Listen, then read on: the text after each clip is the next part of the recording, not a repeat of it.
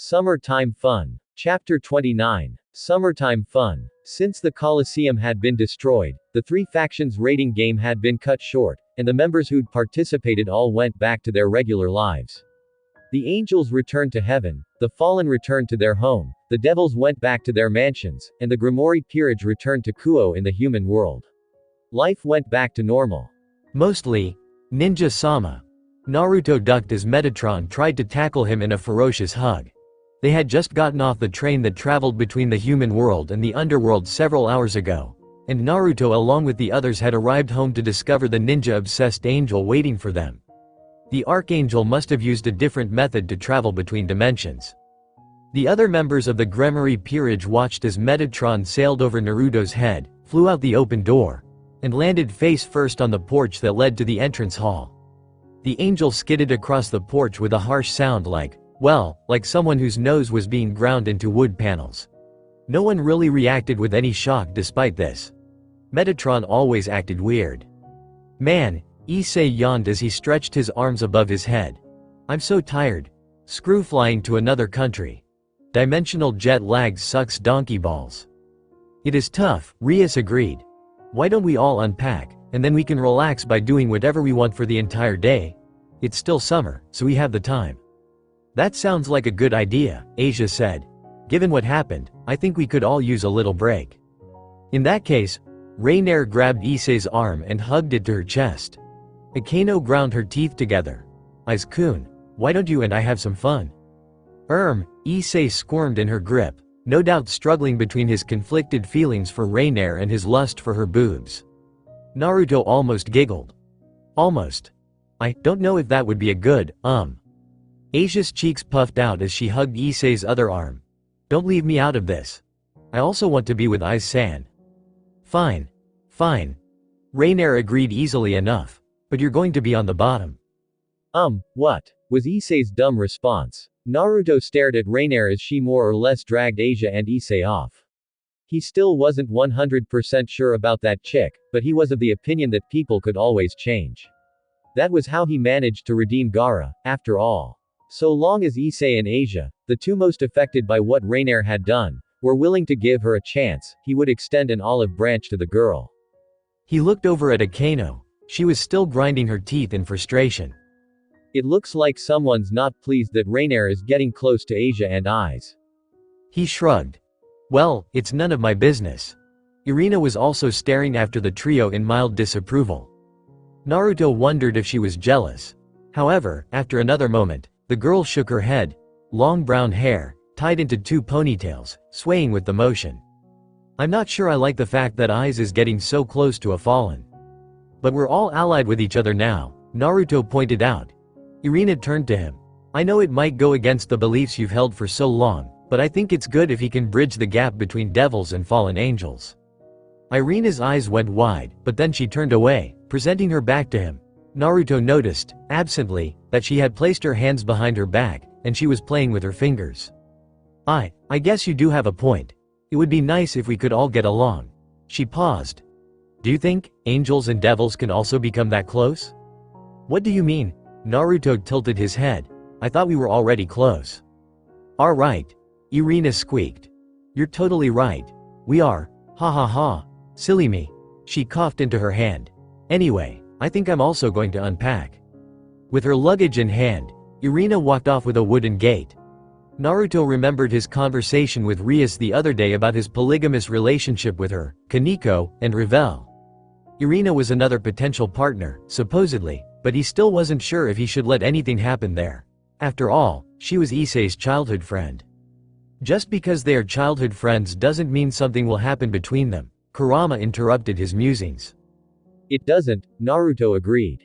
At the same time, I'd like to make sure there are no feelings between them before I do anything with Irina. It would be best if we just stay friends for the time being. Suit yourself. A tug on his sleeve made Naruto look down at Kaneko, who, after latching onto both him and Revel, began dragging him down the hall. What do you think you're doing? Revel squawked. Come on, Kaneko said. You two are going to help me unpack. You can't just demand people to help you, Revel shouted, and I have my own unpacking to do. Kaneko didn't listen to her. Naruto sighed. Then he frowned when a new weight was added to his shoulder. He looked up to find a pair of obsidian eyes staring at him. "What are you doing?" Naruto asked Ofus, who sat on his shoulders, playing with several locks of his hair. "Since the cat decided to drag you off before I could, I decided that this was the best course of action." "Sitting on my shoulders?" "Yes. Naruto, I had no idea you were a lolicon." "Can it, Fox?"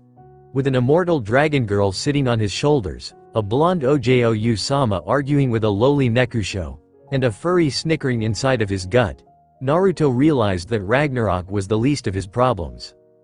Devil Ninja. Rias watched as Naruto was dragged off. She wondered if it was natural that she didn't feel all that jealous. Yes, she did want to have Naruto to herself, but she couldn't feel jealousy or hatred or even mild annoyance at the other girls who wanted Naruto's affection. It was weird, if she was being honest. Rias felt like she should have been more possessive. However, seeing the smiles on the other girls' faces made it impossible for her to get angry. "I'm growing soft." Ignoring Metatron, who was bawling his eyes out on the porch, Rias turned to Akano. Her queen was furrowing her brow and glaring at the place where Asia, Issei, and Rainier had disappeared to. "Are you all right, Akano?" she asked. "I'm fine," was the immediate response.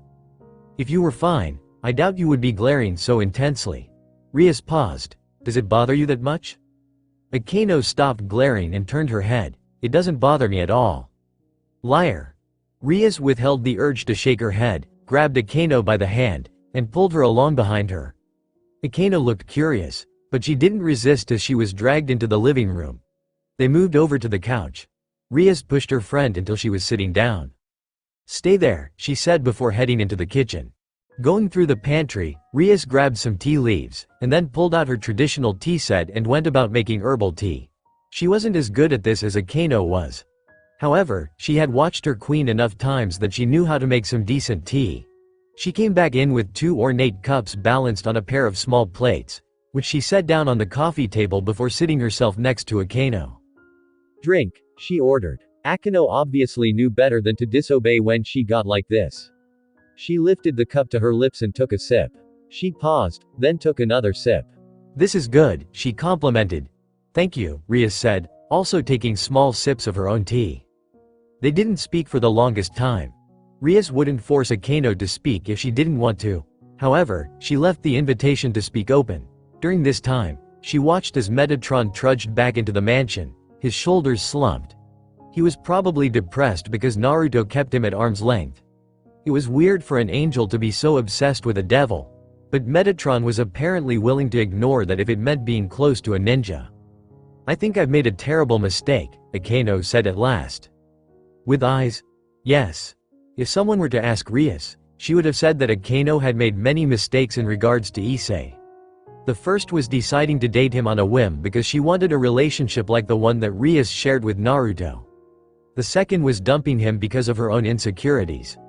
The third was not confronting him about her problems and finding a solution where both of them could be, if not happy with, then at least satisfied by the outcome. "Do you want to get back together?" Rias asked. Akano hesitated.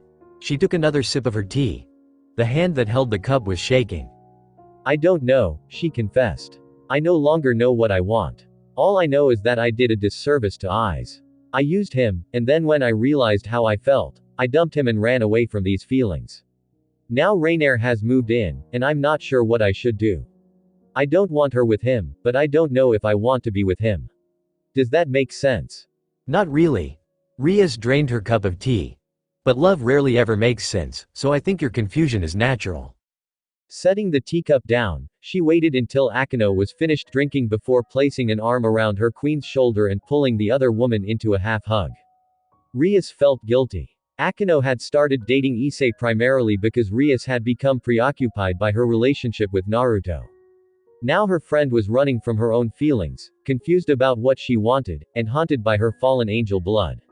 She should have noticed what was happening right away. She should have done something to help. However, the past couldn't be changed, which meant their only option was to move forward. "I might not have been there for her back then, but I'll be there for her now." Silently, Rias plotted ways to help her best friend become the playful woman that she remembered. "Devil Ninja, I can't believe you are making me help you. Ravel complained as she folded Kaniko's clothes and put them in the dresser. I should be unpacking my own clothes. Just shut up and help me, Yakitori. I'll help you once we're done. Don't call me that. Ravel wasn't the only one helping unpack Kaniko's luggage. Naruto also helped. He wasn't folding clothes, though. He was grabbing all of the items that they had bought in the underworld and was finding a place for them. It was probably a good thing that most of what they bought was candy. Unlike Rias, who had bought upwards of 100 souvenirs, Kaniko only had a few figurines and some posters that could only be bought in the underworld. I never would have guessed that Kaniko was a fan of magical girl Levi Tan. The things one learned. Ophis was also present, but unlike the others, she did nothing. Sat on the bed and watched the other three, her legs crossed as she stared at them like they were puzzles meant to be solved. Naruto looked at her once he'd finished unpacking. He promptly sweat dropped. Is she staring at Ravel's boobs? Ophis was locked into a staring contest with Ravel's breasts, which Naruto had to admit were magnificent. He had only touched them on rare occasion because Ravel was such a shy, prim, and proper girl. He didn't want to make her uncomfortable. Even so, he often enjoyed watching the way they bounced and swayed inside of her shirt as she moved. The fact that they looked so large on her short frame only made them better. Do you like Ravel's breasts? Ophis suddenly asked. WWW what? Ravel suddenly covered her chest. What about my breasts? If Naruto wasn't so used to Ophis's habit of being weird, he probably would have freaked out. As things stood, while the question was unexpected, he wasn't particularly bothered or embarrassed by it. He couldn't say the same thing about Ravel. She looked ready to go flaming chicken on them. I do, he admitted. Naruto-sama. What do you like about them? Ophis asked. Everything, Naruto said. Steam poured from Ravel's head as her face reached the brightness of a sun. However, if you want specifics, then I think their size, shape, and firmness are amazing. WWWWW what you saying? Ravel demanded, only to shriek when Kaniko pulled the girl's hands away from her breasts and got in so close that her nose was practically touching Ravel's boobs. Hey Kaniko, let go of my hands. Let, kya. Kaniko placed her hands on Ravel's breasts and began to rub and squeeze them, smashing them together and pushing them apart. Ravel's shirt wrinkled as Kaniko fondled the blonde's mountainous mammaries. Naruto had to adjust himself. I do not see what is so great about these breasts, Kaniko muttered as she pushed Ravel onto the ground, straddled the girl's waist, and resumed her fondling. Though I'll admit Rias's boobs are amazing. Boobs are really just large globs of fat, and Ravel's aren't even that big. K. Konik. Kya, stop that. Ravel tried to push Kaniko off of her, but Kaniko was a rook, and her physical strength far exceeded Ravel's. These breasts are obscene, Kaniko muttered as she kept squeezing and squeezing and squeezing, until Mount Ravel erupted. I said enough. Whoosh, Naruto and Ophis remained where they were as Kaniko stopped fondling Ravel. While the Nekusho blinked several times as if confused, the Phoenix girl was breathing heavily, shoulders heaving and her face flushed scarlet. Kaniko? Yes, Naruto. You know, your head, it's on fire. I know, oh, right. So, are you going to do anything about it? You know, like, run around and scream or something? Yes, I was just getting to that. There was a 2-second pause. Wah! My head is on fire. Kaniko leapt to her feet and ran out of the room. Naruto stared at the now broken door, which Kaniko, in her rush to find something to douse her head with, had completely busted down. The door was barely hanging off its last hinge, swaying back and forth with an ominous creak. He waited for 1 second. 2. With what sounded like a death cry, the hinge, unable to maintain the door's weight, finally fell down. I don't think I've ever seen Kaniko act like that before. Naruto turned to Ravel and held out a hand. You okay? HMPH. Ravel turned her nose at him. Some boyfriend you are. Why didn't you help me? I would have, but honestly, I was too busy trying to stop myself from getting aroused, Naruto admitted. Ravel paused. Her face turned pink. She turned her head, just a little, and peeked at him from out of the corner of her eye. That, you were, T turned on watching Kaniko TT touch my breasts? Would you be upset if I said yes? And no, Ravel mumbled. Of course not. You're a man, after all. I know that men have urges like that. Yeah, silence filled the air. He wouldn't say it was stifling, but he also was acutely aware of Revel's presence, and it somehow made him embarrassed. Naruto wondered what he should do to break it. He wanted to say something, but he didn't know what he could say. Naruto-sama? Glad that Revel was the one speaking first, Naruto responded. Yes? Would you like to touch my breasts? Naruto paused. Revel was currently wearing a pink off-the-shoulder shirt, jean shorts, and sandals. They looked good on her. However, in that moment, Revel had pulled her shirt down, revealing her breasts, covered by nothing more than a basic white bra with cute pink frills. He wasn't the only staring. Office was also looking at Revel's boobs. Naruto, however, could only pay her a moment's attention before all of his focus was on Revel. Can I? If you want, Revel said, looking away. Just be gentle with them, okay? Naruto nodded absently as he knelt down in front of Revel. He didn't think she could blush anymore, but her cheeks were suddenly lit aflame at their new proximity. Most of his focus was on her boobs, however. Cupped as they were in a bra, their firmness was readily apparent.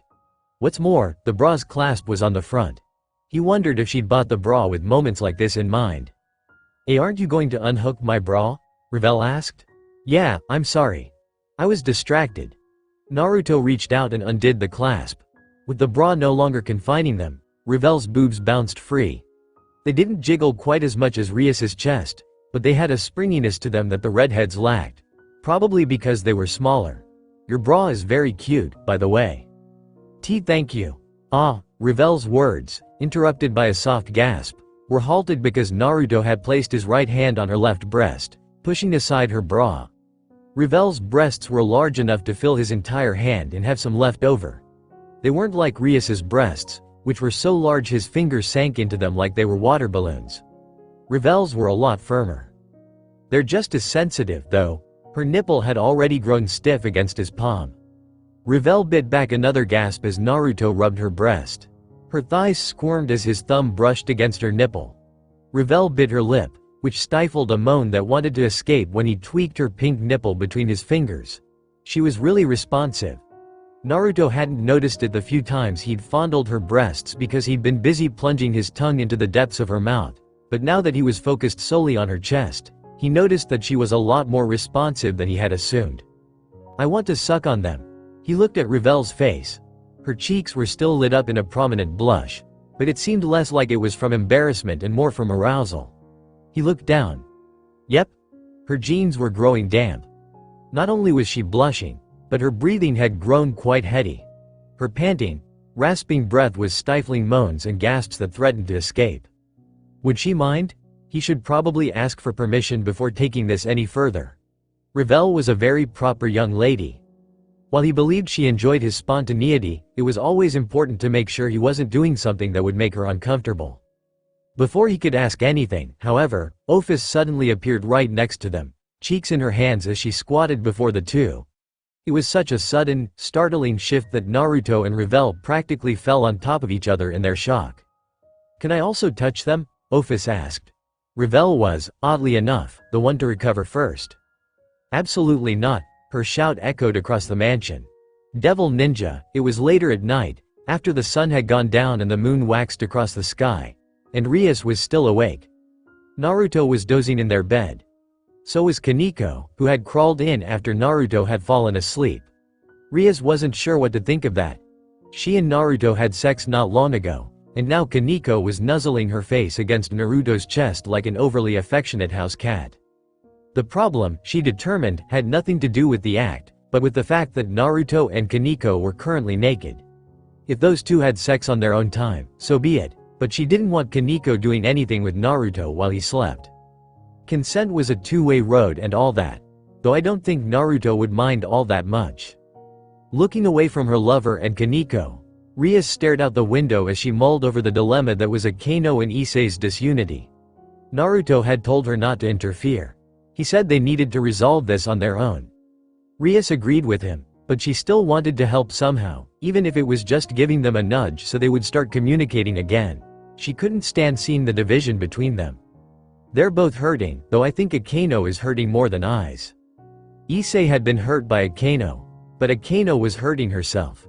It was like a form of self-mutilation, except instead of physical scars, she was creating emotional ones. It was killing Rias. She loved Akeno and Eyes, and she didn't want to see them hurting like this. What's more, because they were hurting, Asia was also in pain, so 3 members of her peerage, her family, were suffering. You seem troubled, Naruto said. Rias was startled. She hadn't known he was awake, or perhaps he just woke up. I'm worried about Akeno and Eyes, she said. I figured as much, Naruto said. He blinked several times as his eyes adjusted to the darkness, and then he looked down. He paused. When did Kaneko get in here? After you went to sleep. Ah. Naruto shifted underneath the covers. Rias started when she heard Kaneko moan. She looked down as the covers squirmed like there was something writhing underneath it, and then she looked at Kaneko's flushed face and twitching cat ears. Naruto? Yes, Rias? Are you fondling Kaneko? Naruto paused. Maybe. Please don't toy with the girl in her sleep, Rias sighed. I don't think she's gonna complain. Maybe not, but it's the principle of the matter. Wait until she's awake. I am awake, Kaneko said. Naruto and Rias blinked. When did you wake up? They asked at the same time. I've been awake since Naruto's dick started rubbing against my thigh, Kaneko admitted, which was around 15 minutes ago. Rias looked at Naruto, who looked away and whistled innocently. She frowned. Anyway, Naruto started again. Why don't you get back into bed? Without anything better to do, Rias did just that, crawling back under the covers and snuggling against Naruto and Kaneko, who was squished between them. Not that the Nekosho seemed to mind in the least. The white-haired girl made herself comfortable. Rias mused that they were currently making a Kaneko sandwich. The thought was vaguely amusing. You mentioned being worried about Akeno and Eyes? Naruto prodded. And Asia, Rias said. I want to do something for them, but I'm not sure what.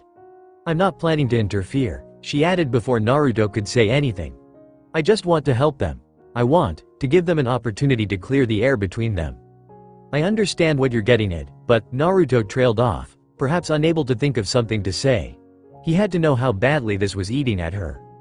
Why don't we go somewhere fun as a peerage? Kaneko suddenly suggested. Huh? Rias asked. Go somewhere fun, Kaneko said. It's still summer. We can take a vacation at the beach with everyone. We'll say that we're taking a break after all the hardships we went through, and then we can think up a plan to get the pervert and Akeno's senpai to start talking. That's a really good idea, Rias said. Actually, it was a brilliant idea, and she wondered now why she hadn't thought of it before. It was still summer. They had the time, and all of them were done with their homework. Plus, after what they had been through, a little R&R at a nice beach might be just what the doctor ordered. At the same time, they could come up with a plan to get Eyes and Akeno to start talking again. It was perfect. Naruto sighed as she and Kaneko plodded well into the night. There were so many things they needed to discuss. Location was important, but they also needed to figure out a plan to get Akeno and Eyes alone together. Of course, the beach was already decided. However, which beach were they going to was an important question. Somehow, he began, I'm beginning to feel really bad for Akeno and Eyes. Rias and Kaneko ignored his grumbling. This was for love. Devil Ninja. When Rias Grimoire decided on something, she certainly didn't do it half-assed. That was the only thought that Naruto had as he, the rest of the Grimoire peerage, Irina Shido, Rebel, Ophis, Rainier, Metatron, and Azazel rode on a bus that was headed for the beach. Apparently, not only did the Grimoire family own a vacation manor up in the mountains, but they had a home by the beach as well. Metatron and Azazel were up front. Azazel was driving. Metatron had demanded that he be the one to drive, but when Azazel asked if he had a license and Metatron replied with silence, the argument had ended and the Fallen took the driver's seat. The Archangel was sulking in the front. Rias was sitting with Asia, oddly enough. Her excuse had been that she didn't get to bond with her cute Asia-chan often enough and wanted to take this time to grow closer. Naruto knew the real reason she was doing this. He turned his head. Out of the corner of his eye, he saw them, Akeno and Issei. The poor pair were sitting in the back, away from everyone else. They weren't talking. They were just sitting there awkwardly like they didn't know what to say. Part of the reason might have been thanks to Rainier. Hey, Aiz-kun, I got a new swimsuit, the Fallen was saying. Would you like to see me in it? Well, when Issei trailed off, Rainier grinned and leaned over, pressing her boobs into his arm. Oh, I know what you really want. You want to help me change into it? Reinare's grin made Naruto sigh. She was doing this on purpose. That's fine, too, Eyes. If you'd like, you can join me in the changing room and help put on my bikini. Just make sure you're extra gentle, okay? While Issei remained silent, perhaps stunned into silence or maybe unsure of what to say, Akeno was gritting her teeth. The woman looked like she was ready to light the fallen up like Christmas lights. Naruto wondered what her game was. For what reason was Reinair baiting Akeno like this, or was Issei the one she was baiting? Rias looks pissed, too. His girlfriend was glaring daggers at Reinair as she sat between Asia and Kiba, though she shifted back into a smile when Asia said something to her. Meanwhile, in the seat in front, Kaneko was having a ball playing with Gasper. No. Get that raw fish away from me. Just try a bite, Gaspy. No. Naruto shook his head and sighed. Those two seem to get along well, Irina said. Naruto was sitting between Irina and Revel. The Phoenix girl was sitting close enough that their thighs and shoulders were touching. She'd also surreptitiously wrapped her pinky around his, as though she wanted the intimacy of holding his hand, but she was too embarrassed to actually hold his hand. Irina, who sat by the window, was further away, but that was like comparing apples to oranges. You think so? He asked. Irina took another look at Gasper and Kaneko. The poor boy was up against the wall, literally, and doing everything in his power not to let Kaneko shove sushi covered in garlic sauce into his mouth. Ophis was also with them. The dragon god seemed intensely interested in the dynamic between the two, or maybe she was just there because Rias had forbade her from sitting on Naruto's lap. There was no telling. Irina looked back at him. Well, maybe not so much. I'm just glad that cat is bothering Gasper and not me, Revel confessed. She paused, then added, though I do feel bad for Gasper. Dealing with Kaneko isn't easy. Isn't that the truth? Naruto said. As the ride continued, Naruto noticed that Irina kept stealing glances at the back, at where Issei was sitting with Reinair and Akeno. I'm sorry you had to sit with me, Naruto said suddenly. I bet you were hoping to sit with Eyes, huh? No, not really, Irina admitted. Then she looked away. What I mean is, Eyes is my friend from childhood, so of course I'd like to chat every now and then, but it's not like he and I are a couple. I guess that tale about childhood friends always getting married only happens in anime, Naruto said, suddenly wanting to curse. He'd been watching way too much anime lately. Rias had been practically shoving different series down his throat. The last anime they had watched was actually one in which two childhood friends got together, which was why he'd assumed Irina liked Issei. What was it called again? In any case, I don't mind sitting here like this, Irina admitted. It's nice. I mean, it means we can talk and get to know each other better, right? Yeah. Naruto grinned. Oh, that reminds me. You mentioned a while ago that you like to bake. That's right. Irina suddenly perked up and turned more fully to face him. I'm not really into baking sweets like Revel here, but I enjoy baking different kinds of breads. After my family and I moved to the Vatican, I learned a lot about the different types of bread that can be made. Did you know that in Europe, bread and cheese with wine is extremely popular? I didn't know that, Naruto said. I always wanted to ask, but what sort of baking techniques are used in Italy? Asked Revel. Naruto still didn't know a lot about this world, mostly because he didn't care. This world's history, its people, their past and present, it didn't really matter to him enough that he'd bother researching it. On the other hand, Rias, Kaneko, Irina, and the others were a part of this world. He didn't mind learning about what they enjoyed. Time passed as the bus continued toward the beach. Devil Ninja. The Grimoire mansion looked the same as Rias remembered it, though it was more like a large house than a mansion. It had a very modern feel. Shaped like a rectangle, with a flat roof and numerous glass windows and sliding glass doors that led to a porch, it definitely felt more modern than anything else her parents owned. They were so old-fashioned. The bus parked in the parking garage, which was a small 8-car garage that sat off to the side of the house. Because the bus was so big, it took up most of the garage, about 2/3 of it.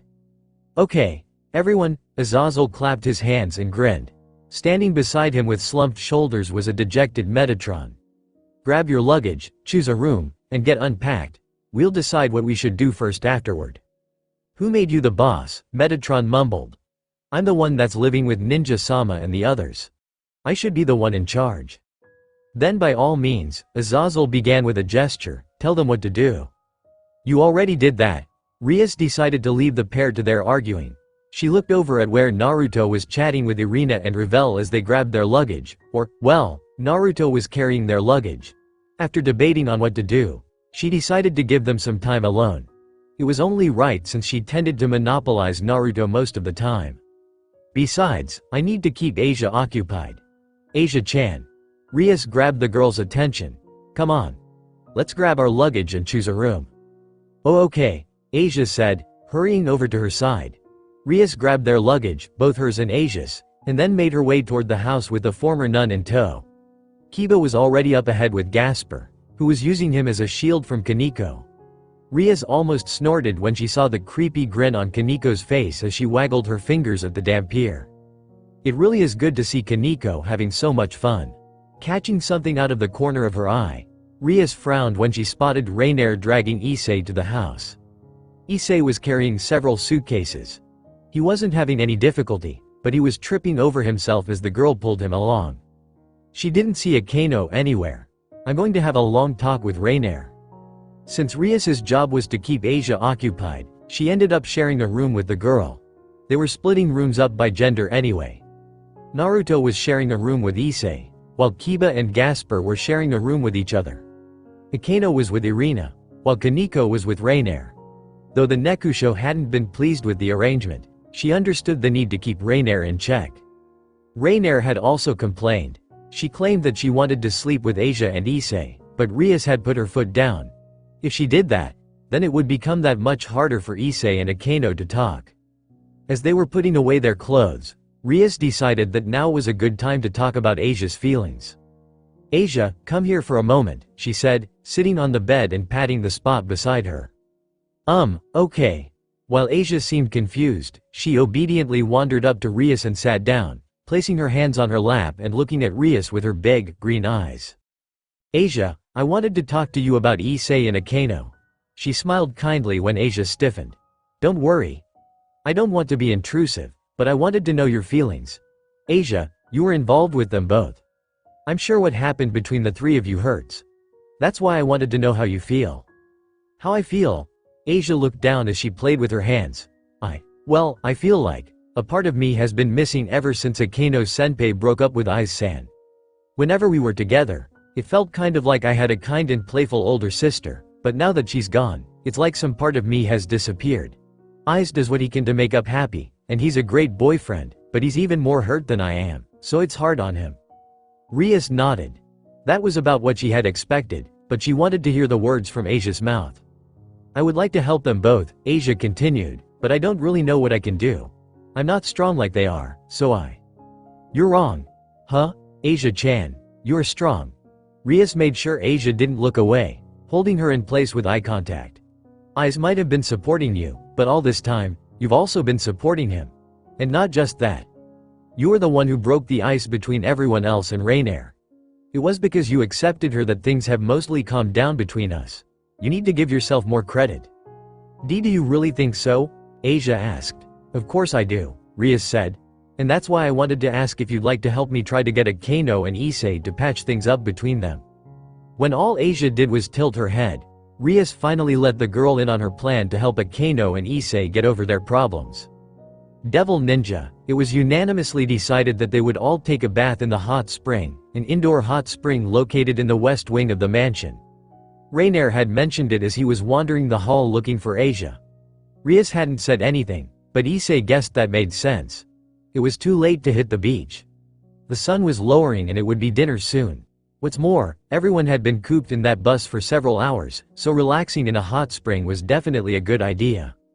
He didn't see Naruto-sensei, Kiba, Gasper, Azazel or Metatron as he wandered into the large changing room. Their clothes weren't located in the changing room either. Naruto had said that he had something to do, so that didn't surprise him, but the others should have been there. Oh, well. Issei shrugged. It's not like getting naked with a bunch of guys is my thing anyway. Though it would be boring to relax by himself. Maybe he could convince Asia to join him? It would be nice if Akeno was also around to join us. After stripping down, folding his clothes, and putting them into one of the bins, which rested on racks against the wall to his left, Issei walked across the tile and over to the large sliding door. He opened it. Stepping in, Issei was about to take his first steps inside, but he paused when he realized something. Issei wasn't alone. Akeno was also there, completely naked, her back turned to him as she sat on the stool in front of the showers. Her long, dark hair had been pulled to one side and was resting over his shoulder. Unbidden, his eyes wandered over the expanse of her pearly white back, and then down to her butt as it rested on the stool. He wanted to close his eyes, but if he did that, the memories of what they'd done from behind would plague him. Eyes? Akeno seemed even more surprised than him. What are you doing here? It's supposed to be the girl's turn in the hot spring. Girl's turn? Issei blinked dumbly. But I thought this was the male's side. There is no male of female hot spring. Just this one, and it's the girl's turn to enter. Akeno narrowed her eyes, though she didn't turn around. I'll ask again. What are you doing here? Well, I was told that we were going to the hot spring, so. Akeno twitched. I see. This was a setup, what? Nothing. You can use the hot spring, I'll get out. Issei was conflicted. Speaking honestly, he didn't want her getting out, but he also didn't want to leave. That was a really roundabout way of telling himself that he wanted bathe with her. However, he didn't want to push Akeno either. No, Issei said. You were here first, I'll get out. Akeno raised her eyebrow, but Issei turned around and wandered back to the sliding door. He grabbed the handle and pulled. Nothing happened. He frowned. Then he pulled again. Nothing happened. That's odd. Issei grabbed onto the sliding door with all his might and tugged, but still nothing happened. Why won't this door open?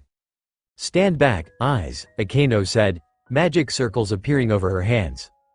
Issei squeaked when lightning crackled from the circles, and he hastened to do what she told him, scrambling away from the door as she unleashed a torrent of lightning, which struck the door with an unrelenting force. Again. Nothing happened. When the lightning vanished after Akeno exhausted her attack, the door remained pristine. TCH. I should have known this building would be reinforced to withstand such a small attack, Akeno muttered.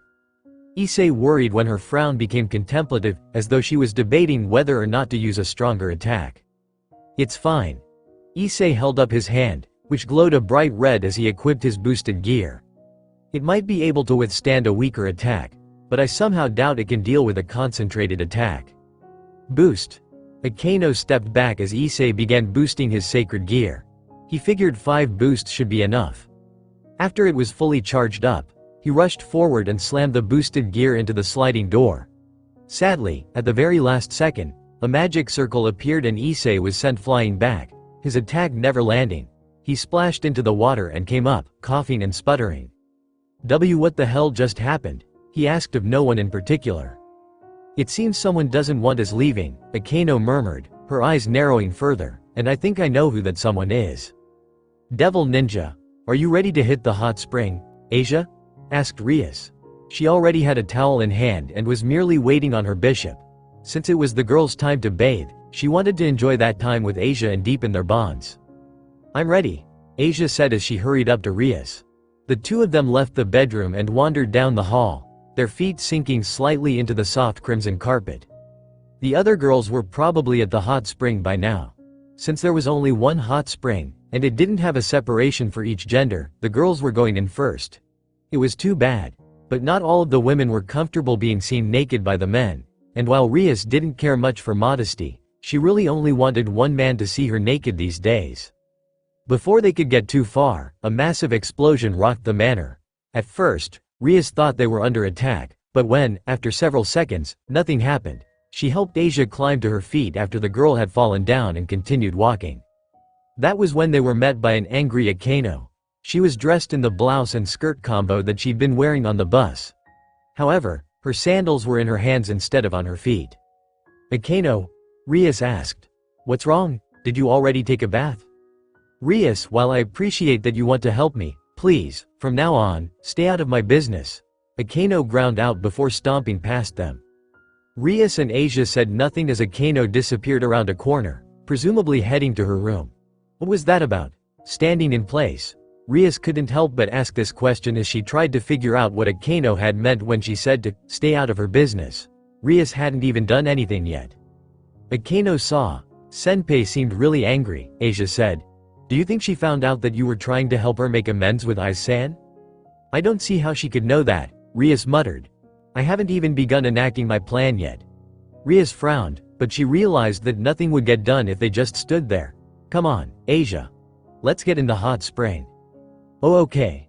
Devil Ninja, dinner had been stifling. Naruto didn't know what was going on, but several people at the dinner table had made it nearly impossible for anyone to eat in comfort. Akeno had been exuding an aura that all but screamed, "Talk to me and I'll kill you." Meanwhile, Rias had been frowning at Akeno as though trying to solve a puzzle, while Asia had sat meekly between her and Issei. At the same time, Issei had been stealing glances at Akeno. Throughout it all, Rainier had been grinning. Naruto felt like he, Kiba, Kaneko, and Gasper were being left completely out of the loop.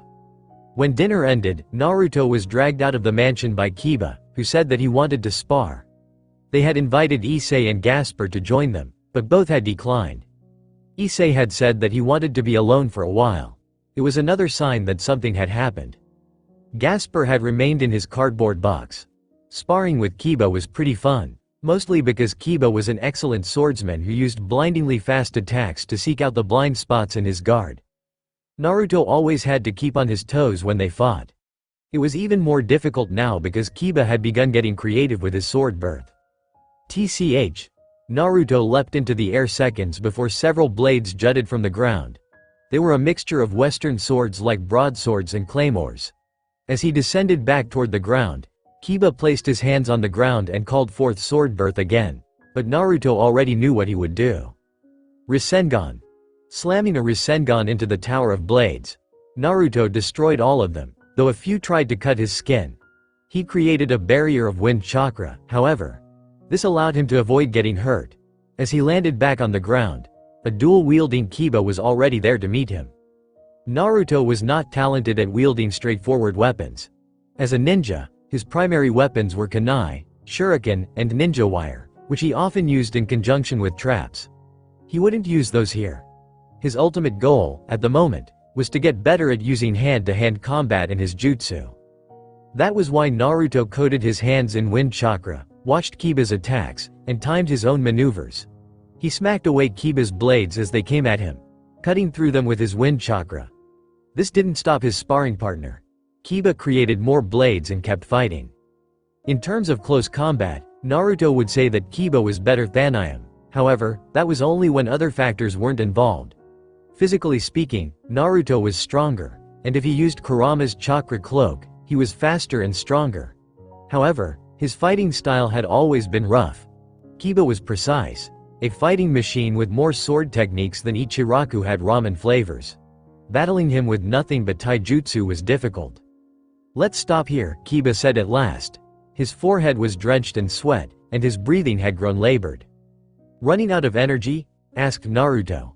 Hardly, Kiba retorted. I just think now is a good time to stop. We're supposed to be on vacation anyway. The grounds of the mansion were larger than he'd expected. While the beach was located directly across the street, the backyard stretched out for several hundred meters. Walkways meandered through patches of flowers that varied in color and type, and he counted at least 5 gazebos where people could relax in the shade. There was also a swimming pool, which was larger even than the one at school. Then why ask me to spar? Asked Naruto as he and Kiba sat on the porch. Because I wanted to ask if you knew what was going on, Kiba admitted. But you didn't want to just come right out and ask? Basically, that's a pretty roundabout way of doing things. I thought it would break the ice. Naruto chuckled a bit. Kiba was something of a gentleman, though there was a darker side that none of his fangirls knew about. He always did things in a linear manner that he felt would make the situation easier on everyone. Sparring with him as a form of male bonding before asking about what was happening was just like Kiba. Looking at the sky, Naruto eyed the moon as it was surrounded by numerous twinkling stars. They were pretty far from Kuo, about 2 hours travel by bus. He didn't know where, exactly, they were, but if the stars were this visible, then it must have been far from society. There's a lot that's been happening, Naruto said. I'm sure you already know about the problems between Akeno and Aiz. Who doesn't? Kiba nodded. So, this has something to do with them. It seems Rias and Kaneko have decided to help Issei and Akeno resolve their issues. Ah. Yeah, that sounds like Rias. Kiba flopped onto his back, closed his eyes, and smiled. She could never stand to see others in pain. If there's a way to help, come hell or high water, she's going to do whatever it takes to make you smile again. I know. Naruto followed Kiba's example and laid on his back. That's why I love her. Say, Naruto, yeah? When something like this happens again, make sure to tell me, alright? I don't want to be left out of the loop anymore. It took Naruto a moment, but he quickly realized that Kiba was probably one of the only people who wasn't involved in all the drama happening within the Gremory peerage right then. Even Irina knew the basics. She just wasn't involving herself. Gasper was probably also out of the loop, but he didn't seem to care overly much for what the others were doing. You got it. Naruto raised his right hand into the air, fingers clenched into a fist. When something like this happens again, I'll let you know. Thanks man, Kiba said, bumping Naruto's fist with his own.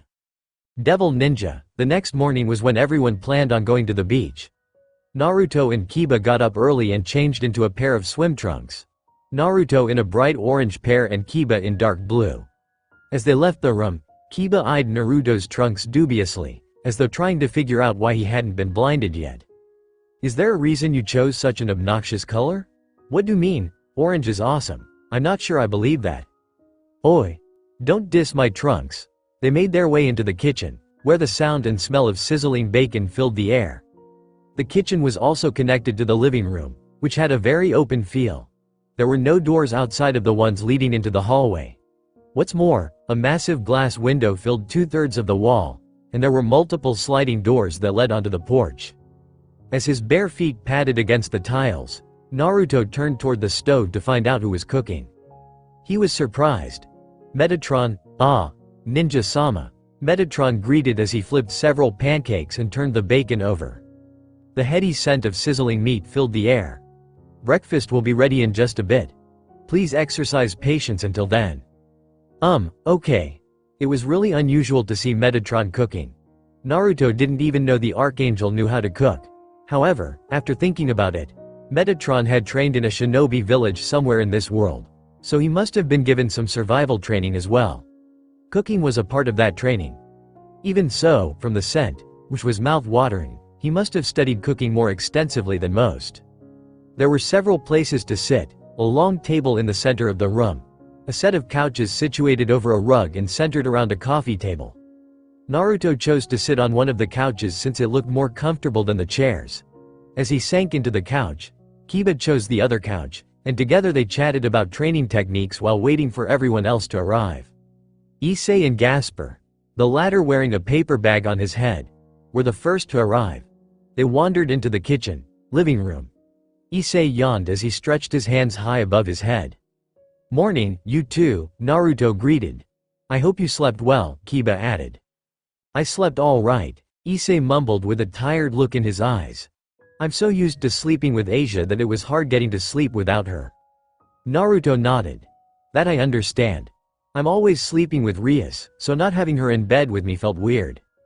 Don't brag about sleeping with Bucko to me, Issei grumbled as Gasper sat down next to Naruto. I don't want to hear it. Because you're jealous? Yes, Naruto snorted. Issei was nothing if not honest. He liked that about the guy, but sometimes his perverted friend was a little too honest. One by one everyone else came in. The girls were all wearing clothes over their swimsuits. According to Rias, they wanted to surprise the boys. While Issei complained a bit about not getting to see their boobs filling out their suits now, Naruto understood the joy of a good surprise, and he was looking forward to seeing what Kaneko, Revel, and Rias looked like in a swimsuit. They ate breakfast and then went down to the beach, crossing the road and traveling down a flight of stairs until they reached the sand. This beach was a private one. The Gremory family owned it. What this meant was that there wasn't a single soul for kilometers. It was just them, the white sand, and the crystal blue water. The girls, finally, divested their shirts and shorts. Naruto and Issei were in awe. Issei even had blood gushing down his nose. What do you boys think? Asked Rias, who was wearing a swimsuit that Naruto didn't think could rightly be called such.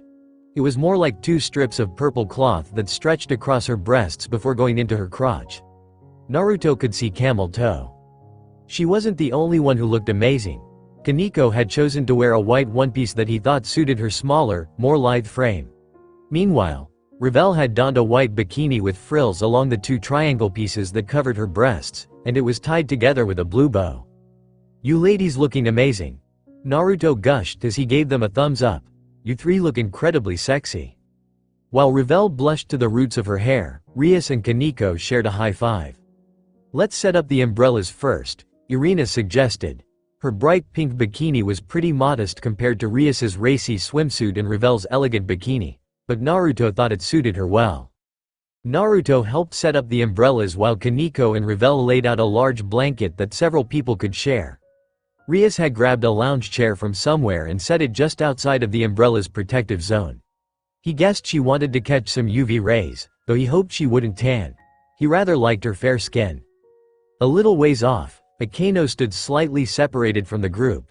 As he spotted her out of the corner of his eye, he also saw a grinning Rainier walk up to her. They began to bicker. He didn't know what it was about, but Akeno eventually tried to fry Rainier with lightning. "What are those two doing?" Rias asked of no one in particular. "That Rainier, she's going to ruin my plan if she upsets Akeno like that." "Speaking of, what is the plan?" asked Kiba. "For Akeno and Issei, I mean. How do you plan on getting them back together?" "Naruto," Kaneko said, holding up a bottle of suntan lotion. "Do you want me to put lotion on you?" asked Naruto. Kaneko nodded. "Okay. Give it here." Kaneko laid down on her stomach, and Naruto straddled her thighs as he squirted suntan on his hands and began rubbing the nekusho down. The girl's back was highly muscled. It was a combination of her rook abilities and her natural strength. Naruto enjoyed the way her back muscles twitched under his hands. He enjoyed rubbing lotion all over her thighs and butt even more. "The plan isn't to get Akeno and Issei back together," Rias said, frowning. "Whether they start dating again or decide to remain just friends is up to them. All I want is for them to find closure." "You're aroused," Kaneko said as she switched from lying on her stomach to her back. Naruto began applying lotion to her chest and stomach. "It can't be helped," Naruto said. "I'm excited that you're excited." Kaneko's cat ears twitched. "En Naruto-sama," Ravel squeaked. Irina was standing next to her and peeking at Naruto and Kaneko from between the cracks of her fingers, which she had used to cover her face as though attempting to block out the sight. "Can you apply lotion to me next?" "Sure," Naruto agreed. "I see." Kiba cupped his chin, the conversation between him and Rias continuing without Naruto and the others. "That does sound more like something you'd want. So, how are we going to go about this?" "Are you going to help, Kiba?" asked Rias. "Of course." Naruto had switched from putting suntan lotion on Kaneko to Ravel. She was on her stomach. He was straddling her thighs as he rubbed her back. The string of her bikini was undone, so Naruto had a great view of her side boob as it pushed out from underneath her. Ravel's soft skin was something he always enjoyed touching. Out of everyone he knew, her skin was the fairest. "En Naruto-sama," Ravel mumbled. "You're poking me." "Sorry." Naruto adjusted himself so his erection wasn't as visible. "I'm straddling a gorgeous young woman whom I'm intimate with. You can't blame me for being aroused." "I am not saying I blame you," Ravel mumbled. "Yakitori is saying she's happy that her body gives you a stiffy," Kaneko said. "That's not it at all. Stop putting words in my mouth." After adding suntan lotion to Ravel's front, Naruto realized that they were missing someone. He looked around. Azazel and Metatron were both in swim trunks. Azazel was already in the water, catching some waves, while Metatron was relaxing on a lounge chair. Issei was putting suntan lotion on Asia. Well, it looked more like he was surreptitiously fondling her breasts, but Asia didn't seem to mind if the giggles were any indication. Akeno was still fighting with Rainier. Irina was looking at him like she wanted something. Rias was still talking to Kiba, and Gasper was hiding in his box. "Where's Ophis?" he asked. "I'm right here," a voice said. Naruto turned to the voice. His jaw promptly became unhinged. Ophis had changed into, well, he didn't know if he'd call it a swimsuit. The bottom was certainly that of a bikini, dark purple, with only a pair of strings tying it together. However, it looked like her boobs were covered in purple tape. And only her nipples were really covered, and they were poking through the tape anyway. That wasn't the problem, it was her boobs, they were huge. Ophis' height hadn't changed at all, but her breasts had suddenly increased in size. Instead of being flatter than a board, She was now sporting a pair of bazongas that looked just a size or two away from Rias's magnificent mountains. However, given that her height remained the same, the sudden hextupling in size made them seem a lot bigger than they were. What is this? The question had come from Rias, not Naruto, but he wanted to ask the same thing. Ophis was staring at him. Do you like them? Naruto tore his eyes away from the two jiggling mountains. What? My boobs. Do you like them? They're bigger now. Naruto wasn't sure how to answer that.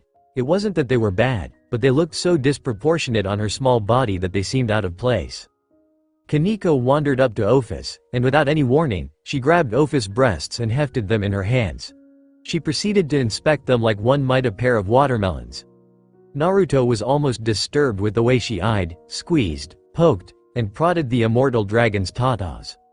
What made it even more disturbing was how Ophis's boobs bounced, jiggled, and were squished flat like indestructible water balloons. These are too big, Kaneko declared. Ophis frowned. Rias' gremories are bigger. True, Kaneko nodded, but Rias is taller than you. So you're saying I should also make myself taller? It might help, but I think for you, a smaller size would look better. Is that so? Ophis looked at Naruto expectantly. You'd probably look good in a B-cup, he admitted. I see. I understand. Very well. I'll be right back. Ophis turned around and began walking back up the stairs, all the while mumbling to herself. This is harder than I thought. A moment of silence reigned over the beach as Ophis disappeared. Even Akaino and Rainier had stopped fighting and were staring at the place where the dragon god had been. A pair of dumbfounded expressions etched on their faces. Naruto really did have to wonder about that little immortal dragon loli. What was she trying to accomplish? Within this silence, Irina spoke up. Does anyone else know what just happened? Everyone shook their heads. Oh, good. I'm glad it's not just me. Devil Ninja, Rias was standing in a semicircle with Kiba, Kaneko, and Revel. This was the team that she had gathered to help in her task of getting Akaino and Issei to communicate and gain some closure. Naruto was not a part of this group. His belief that they should wait for Akaino and Issei to solve this problem on their own kept him from helping. She was disappointed, but she respected his feelings on the matter. He was currently playing in the water with Irina and Ophis, who had gained about an extra 20 centimeters or so in height and now had breasts that were closer in size to Irina's than her own. Rias could only shake her head. So, what's the plan? Asked Kiba. The goal is to make Akaino and Issei talk to each other, Rias began. To that end, I think creating a situation where the two are forced into close contact is the only option. What if we have the pervert save Akaino from drowning? Asked Kaneko. That could work, Rias admitted. Revel had a counter-argument. Would it really? I mean, Akaino-san doesn't seem the type to drown in water. That is, true, Rias conceded. But does she really need to be drowning? Kiba asked. So long as Ice thinks Akaino is in trouble, he'll come running. Point, Revel admitted. Then how about this? Rias quickly laid out a basic plan to get the two talking. Revel had a few suggestions to add, which Rias adapted into their plan. The girl was a great tactician. When they were finished coming up with a plan, Rias clapped her hands. All right. We've got the plan ready, so let's begin. Operation Help Akaino and Ice find closure begins now. Everyone threw their hands in the air and cheered. It was time. Devil Ninja, Naruto had decided not to help Rias in her quest to fix the issues between Akaino and Issei. Ophis didn't care, and Irina felt like it wasn't her place to intervene. That was why they had decided to play together. While Rias, Kaneko, Revel, and Kiba did their best to fix the relationship between those two, they were having fun in the ocean. This is really salty, Ophis muttered after trying to drink the water. Naruto and Irina were already busy laughing at the face she was making. He didn't know she could grimace like that. Ophis glared at them. Was she was blushing. You dare to laugh at me? Ophis questioned before unleashing enough power to create a wave of water that slammed into him and Irina. Well, it would have if they hadn't jumped out of the way. While Irina touched down with a loud splash, Naruto landed on top of the water and stayed there. Ophis sent more water at him, but he adroitly leapt over each wave. Frustrated, she created streamers of water that shot at him like snakes pouncing on prey. But Naruto proved his dexterity by dodging each and every attack sent his way. Ophus's face became more and more red as her attacks failed to hit. Naruto, being the upstanding gentleman that he was, did the gentlemanly thing. Pulled down his eyelid while sticking out his tongue. Nya. Can't hit me. I will hit you. Ophus, in a rare outburst that he'd never seen from her, shouted at him as the snake-like tendrils increased. Naruto was about to dodge some more, but he suddenly found that he couldn't move. Something had wrapped around his ankles. Looking down, he saw a pair of hands holding onto him. The hands were attached to a grinning Irina. Now, Ophus-chan, oh, that is so not ko, grrbble. Naruto was unable to say anything when water slammed into his face, drenching him from head to toe. As the water ceased smacking his face, Naruto looked at the smug Ophus, who wore an expression that reminded him of a very satisfied cat. Then he looked down at Irina, who was still smiling, a mischievous look in her eyes. You are in so much trouble, he told her. That's only if you can catch me, Irina responded. In response to Irina's challenging words, Naruto stopped sending chakra to his feet, fell into the water, and came face to face with a startled Irina. He grinned. Hi, hello, Irina said. Guess what you should be doing? Running? Good guess. Irina turned around and tried to run away, but she was submerged in water up to her shoulders and had nowhere to run. Naruto quickly created a shadow clone that leapt onto the water and ran over to Ophus and kept her occupied. Then he grabbed Irina, wrapped his arms around her waist, hauled her up, and threw her over his shoulder. Her scream as she flew through the air and hit the water was like music to his ear.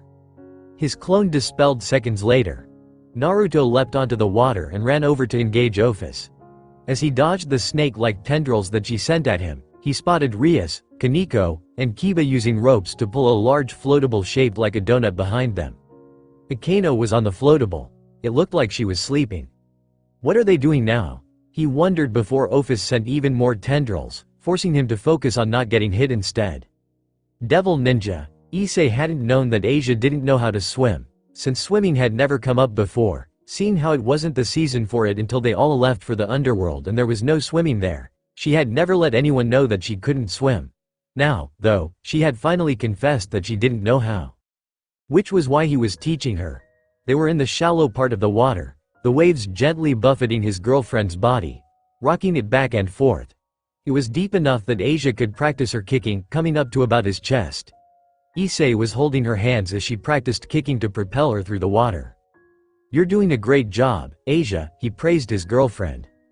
Am I really? Asia breathed deeply as she continued to kick. She looked happy, though. She was smiling at least.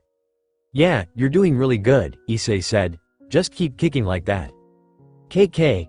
Issei didn't know how long they were at it, but it must have been a while because Asia was panting by the time they decided to call it quits. They sat on the beach after that. Naruto was playing with Ophus and Irina a ways off. It looked like they were having fun, so he didn't intend on interrupting them. Asia sat by his side, resting her head on his shoulders. Her expression was only slightly forlorn. She's probably thinking about Akano. It always became like this. Sometimes, either he or Asia would end up thinking about Akano, and then they would get depressed. During this time, they would comfort each other. Issei kept his arm wrapped around Asia's shoulder. Eyes? Rias shouted as she ran up to him. Eyes, huh? Bucko? Issei blinked several times as Rias stopped in front of them, hands on her knees and a worried expression on her face. What's wrong? Is something the matter? It's Akano, Rias gasped. She was on one of those floatables and got lost at sea. What? Issei and Asia both leapt to their feet. You have to hurry, Rias shouted. Issei didn't respond with words. He activated his boosted gear, rushed into the water, and used the strength granted from every boost to increase his speed. After 6 boosts, Issei moved so fast that he began running across the water's surface instead of swimming. It wasn't long after he started running that he found the floatable. Akano was, indeed, lying on it. Even worse, she looked unconscious. Hold on, Akano-sama. I'll save you. Issei leaped into the air, well above Akano. Seconds before he landed on top of her, Akano opened her eyes. Then Issei, Akano, and the floatable made a big splash in the water. Devil Ninja. Akano was angry. Turned out she wasn't in any danger. She had just floated out there somehow after dozing off, and Issei had, without thinking, rushed out to help her and only made her upset at him. "What the hell were you thinking?" Akeno demanded. "I'm sorry," Issei said meekly. "I thought you were in trouble." "What trouble could I possibly be in? I thought you were drowning." "Drowning? I was on a floatable lounge chair, Issei. How could I possibly drown on that?" Well, Akeno gave him no time to defend himself before she started lecturing him again. The breadth of her vocabulary was astounding in how vulgar it was. He had never heard her swear before, but here, now, she was cursing like a drunken sailor. Yeah, she was really angry. Devil Ninja. Asia stood outside of the door, listening to Akeno yell. It got even worse when Issei started yelling at Akeno. She couldn't really tell what was being said. The door muffled their shouts, but it sounded like they were really going off on one another. She wanted to step in, she wanted to make them stop. But she couldn't, because she was weak. Asia shut her eyes and held her hands to her ears, as though doing so would somehow block out their yelling, even though she knew it was a vain hope. Part of her thought she should have just gone somewhere else. If she wasn't there, she wouldn't hear it. However, these were the two people who mattered to her the most. She couldn't bear the thought of leaving them alone. That was why she stood with her back to that door, her eyes closed and her ears covered. She cursed herself for her weakness. "Aren't you going to stop them?" someone asked her suddenly. Asia almost squeaked. She spun around, placed a hand against her chest, and eyed the woman standing there with her eyebrow raised. "Are Rainier," she squeaked. "That's my name," Rainier said before looking at the door. "Are you not going to stop them?" Asia looked down. I want to, but I would probably just make it worse." "With that kind of attitude, you'll definitely make it worse." Asia flinched. Rainier, either not caring or not seeing, continued. "But I don't think that's a bad thing. Even if you make things worse, isn't it better to do something than do nothing?" The words made Asia's heart still as something about them resonated with her. It was true. Rainier was right. It was better to do something than do nothing. If she did nothing, then nothing would change. Doing something would cause change. Even if the change made things worse, it had to be better than what was happening now. However, what if I make it worse? Rainier shrugged. "If it becomes worse, then just come to me. I'll make it better." Asia stared at Rainier, then took a deep breath, and then she gave Rainier a smile. "Thank you, Rainier. I feel a lot better." "Does that mean you're going to stop those two idiots from fighting further?" "Yes, I'm going to try." "Good girl." Taking another deep breath to prep herself up, Asia grabbed the handle and pulled the door open. "Devil Ninja. Look, I already apologized. I said I was sorry." "You think an apology is good enough?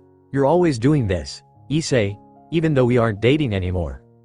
Issei didn't know if he would call himself patient, but he did like to think he was tolerant.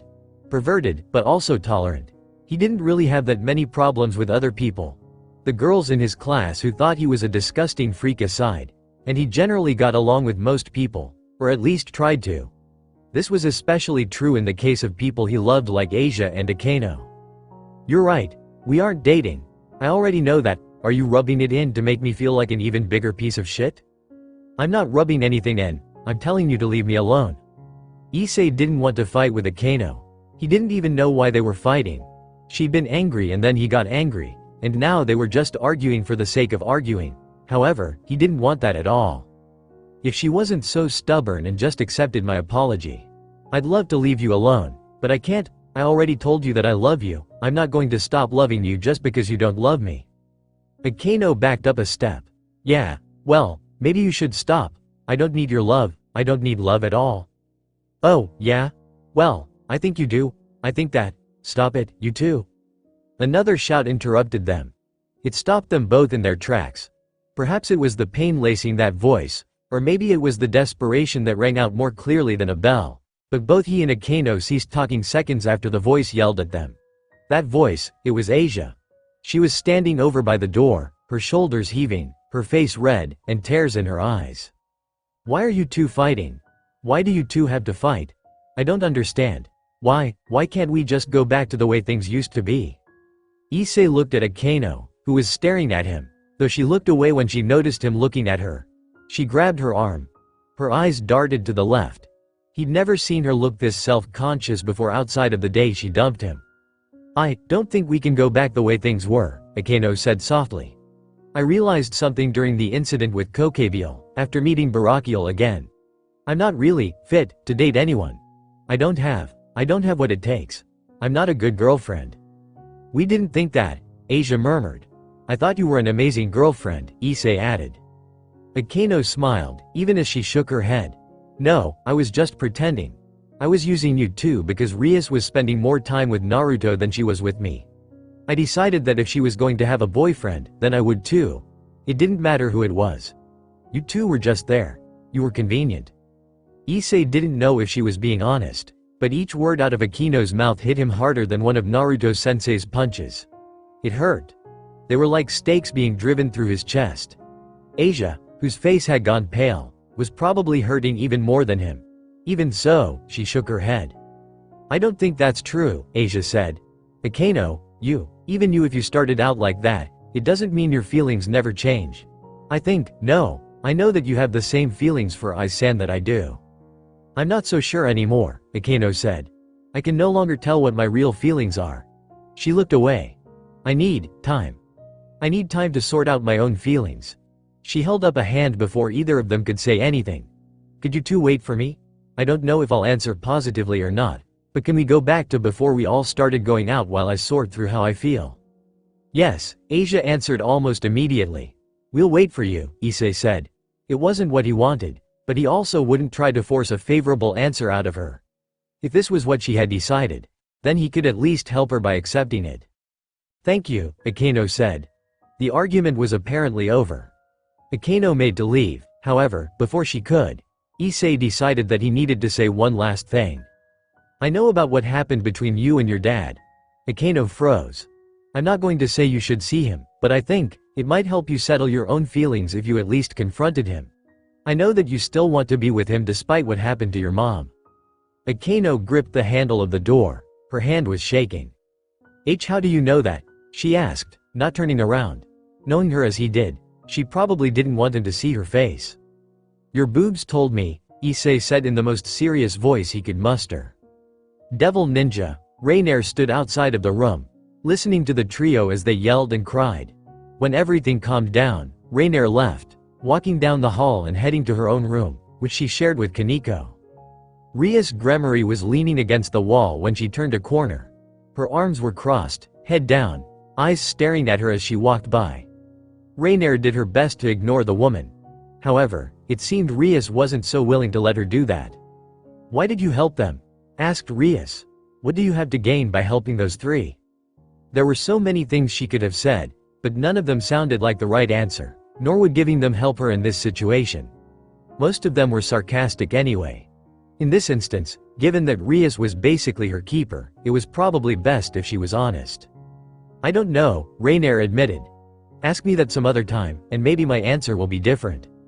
Continuing on her way, Rainier eventually reached the room that she shared with Akeno. She closed the door behind her, leaned against it, and slid down until she was sitting on her backside. Burying her face in her hands, Rainier asked herself the very same question that Rias had asked her, but more than that, she also asked. Why does my heart ache so much? Rainier hated that she had done the right thing instead of what she wanted. Unfortunately, Rainier didn't even know what she wanted anymore. Devil Ninja, it was later at night and everyone had gone outside to shoot off fireworks. There was a small town about 20 minutes away, which Naruto went to and bought fireworks from. He didn't know what kind of fireworks there were. He wasn't all that knowledgeable about fireworks, but he had bought several different kinds, including sparklers and one that looked like a giant dragon head.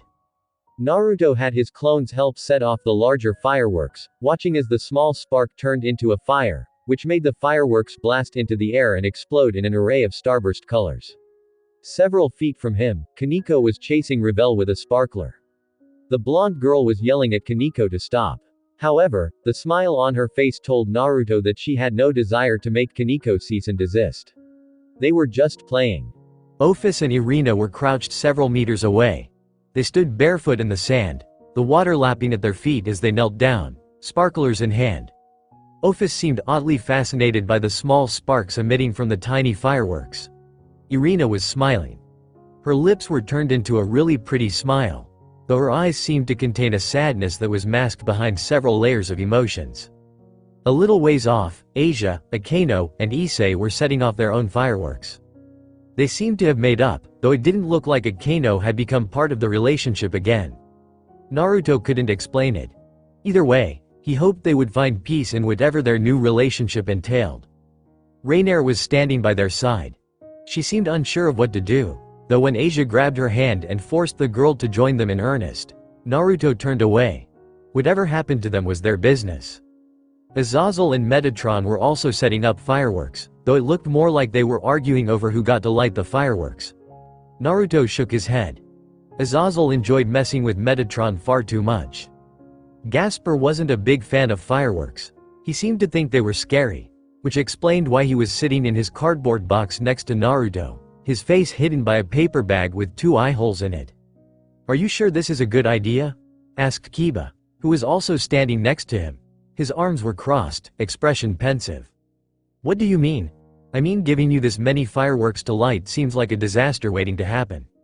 "How rude, I'll have you know that I am always careful when playing with fire." "I somehow don't believe that." HMPH, Kiba had so little faith in his ability to properly light these fireworks. How rude was that? Well, whatever, he would show Kiba how awesome he was. He would light these fireworks up like there was no tomorrow. "Okay." Naruto called out to his clones, "Is everybody ready?" "OSSU," his clones shouted. "Then let's do this on 3, 2, 1. Naruto and his 5 clones each lit up their own fireworks, which went off seconds later and shot into the sky. They exploded in a bright array of colors. Everyone stopped what they were doing and looked up. As Naruto grinned at his fireworks, Rias came up alongside him. "Having fun?" she asked. "I am," Naruto said. He turned to her. "You look good in that?" Rias was wearing another bikini, but it was a lot more modest than her earlier one. A white 2-piece. The bottom was covered by an understated purple skirt. While her other one had been sexy and made him want to push her onto the sand and have his way with her, this one simply made him feel like he could admire her for hours. It was like a work of art. "Thank you." Rias smiled as she gestured to the many sparks still falling from the sky. "We have more, if you want to keep going." "Nah, I think I'm good." Together, Naruto and Rias watched as everyone else set off fireworks in silence. Devil Ninja, Naruto found himself squashed between several people on the bus ride home. On his left, Rias slept with her head on his shoulder, while Revel had taken his right and was hugging his arm like it was her favorite teddy bear. Ophis and Kaneko had fought for the spot on his lap, but they'd eventually settled on a compromise and now they were curled up on his, Rias's, and Revel's laps like a pair of house cats. The trip to the beach had lasted a total of 2 days, and he would admit that it was fun. They'd done all kinds of things from learning to surf, to playing volleyball and smashing watermelons, to having midnight rendezvous filled with passion. Naruto even had sex on the beach. He was probably the only one who'd done that, though. Irina, Issei, Asia, Akano, and Rainier were sitting around on their own. Issei and Asia were with Rainier. Akano sat in front of the 3, separate but not isolated. Naruto still had no idea what was happening with them, but he hoped this was a good sign, a sign that the relationship between them was improving. If he was being honest with himself, he thought Akano had moved too quickly. She'd started dating Issei not because she loved him, but because she didn't want to be alone. Part of that was his fault. He'd begun dating Rias and Akano had been left behind, which was what ultimately prompted her to pick up Issei. Their relationship had worked up until the point where Akino's own self-loathing had forced her to retreat. That was how it looked to him, at any rate. At least they're talking again. I don't think those 3 will ever have the relationship they once did, but if they can become friends again, it will go a long way toward mending the scars their fallout caused. They arrived home several hours after leaving the Gremory Beach home. Everyone gathered their belongings and went inside, Naruto and Rias first, followed by Revel, Kaneko, Ophis, Irina, Asia, Issei, Rainier, and Akano taking up the rear. As they wandered into the living room, everyone stopped. 2 people were standing there, waiting for them. Rias, Naruto, everyone. Searsex greeted them with a smile as he stood up from the couch. "It is good to see you. All of you look refreshed." "And you look like hell," Azazel said. "Yes, well, a lot has happened." Standing beside Searsex was the woman who Naruto had fought back at the Colosseum, the silver-haired maiden with bright blue eyes and a stunning body. She wasn't wearing her gleaming Valkyrie armor this time. Dressed in a smart gray business suit with a skirt that stopped about halfway up her thighs, she looked like an incredibly sexy secretary, or maybe even a teacher. "I'm guessing you're here for a reason," Metatron said. "Does this young woman have something to do with that?" "Partially," Searsex said. "You two are actually being recalled now. We're getting ready to have a conference, to decide on what we should do about Loki." Searsex turned to Rias, even as he gestured to the woman. "Rias, this is Roswise, a Valkyrie who served under Odin All-Father. I'd like to leave her in your care for the time being." "I understand," Rias said, immediately assuming her role as king. "Roswise, it's a pleasure to meet you. I don't know if Japan will be to your liking, but I hope you enjoy living here." Roswise replied with a polite bow. "I'm sure I'll enjoy being in your care. Thank you very much for having me. Come on." Rias gestured for Roswise to follow her. "I'll show you to an empty room." As Rias and Roswise disappeared deeper into the Japanese-style mansion, Naruto wondered what her presence here would mean. He still didn't know much about Loki and what had happened during the raiding game. That said, it seemed like there was a lot more going on than what met the eye. Naruto also remembered how Roswise was being controlled by some strange device that used nature chakra. That was another huge mystery, one that he really wished he could solve. Too bad his study of the device had revealed nothing. It had become useless after he'd removed it from Roswise, the seals used in its creation fading after it was removed. So the only way to learn more about it would be to use it on someone else, and he refused to do that. Whatever was going to happen, Naruto somehow suspected that he and the rest of Rias's peerage were going to get dragged into it. That was usually how this stuff went. Chapter 30. Ragnarok begins. Explosions rocked the training area in the backyard of the mansion that the Gremory peerage lived in. The training ground, which was just a large space of nothing but sand and rocks and boulders, shook as fire plowed into the ground. Sand turned red, bubbled, and melted, becoming liquid like magma. Steam hissed all around the field as the superheated sand emitted powerful heat waves that distorted the atmosphere. A small figure darted between the balls of fire. The figure was Kaneko. She wove between the fire, which ranged from tiny spheres that exploded as they hit the ground to large cones that were so hot the ground melted.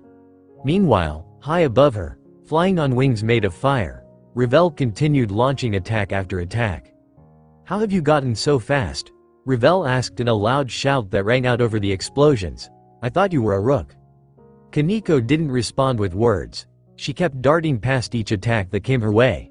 Sweat poured from her brow. There was a frown on her face. While these attacks all came really close to hitting her, so close that fire and heat washed over her like an avalanche, none of them were actually close to landing a true hit. Most would have assumed this was all her doing. Kaneko knew better. "Ravel is missing me on purpose." Thanks to her ability to use nature chakra, Kaneko could sense the intentions of others, to some degree at least. She wasn't as good at it as Naruto was. Still, it was enough to let her know that these near misses were intentional. The only question Kaneko could ask now was, what was Ravel planning? She soon found out when cracks appeared along the ground. The area around her caved in and lava gushed out from the cracks, forcing Kaneko into the air. She used her wings to fly.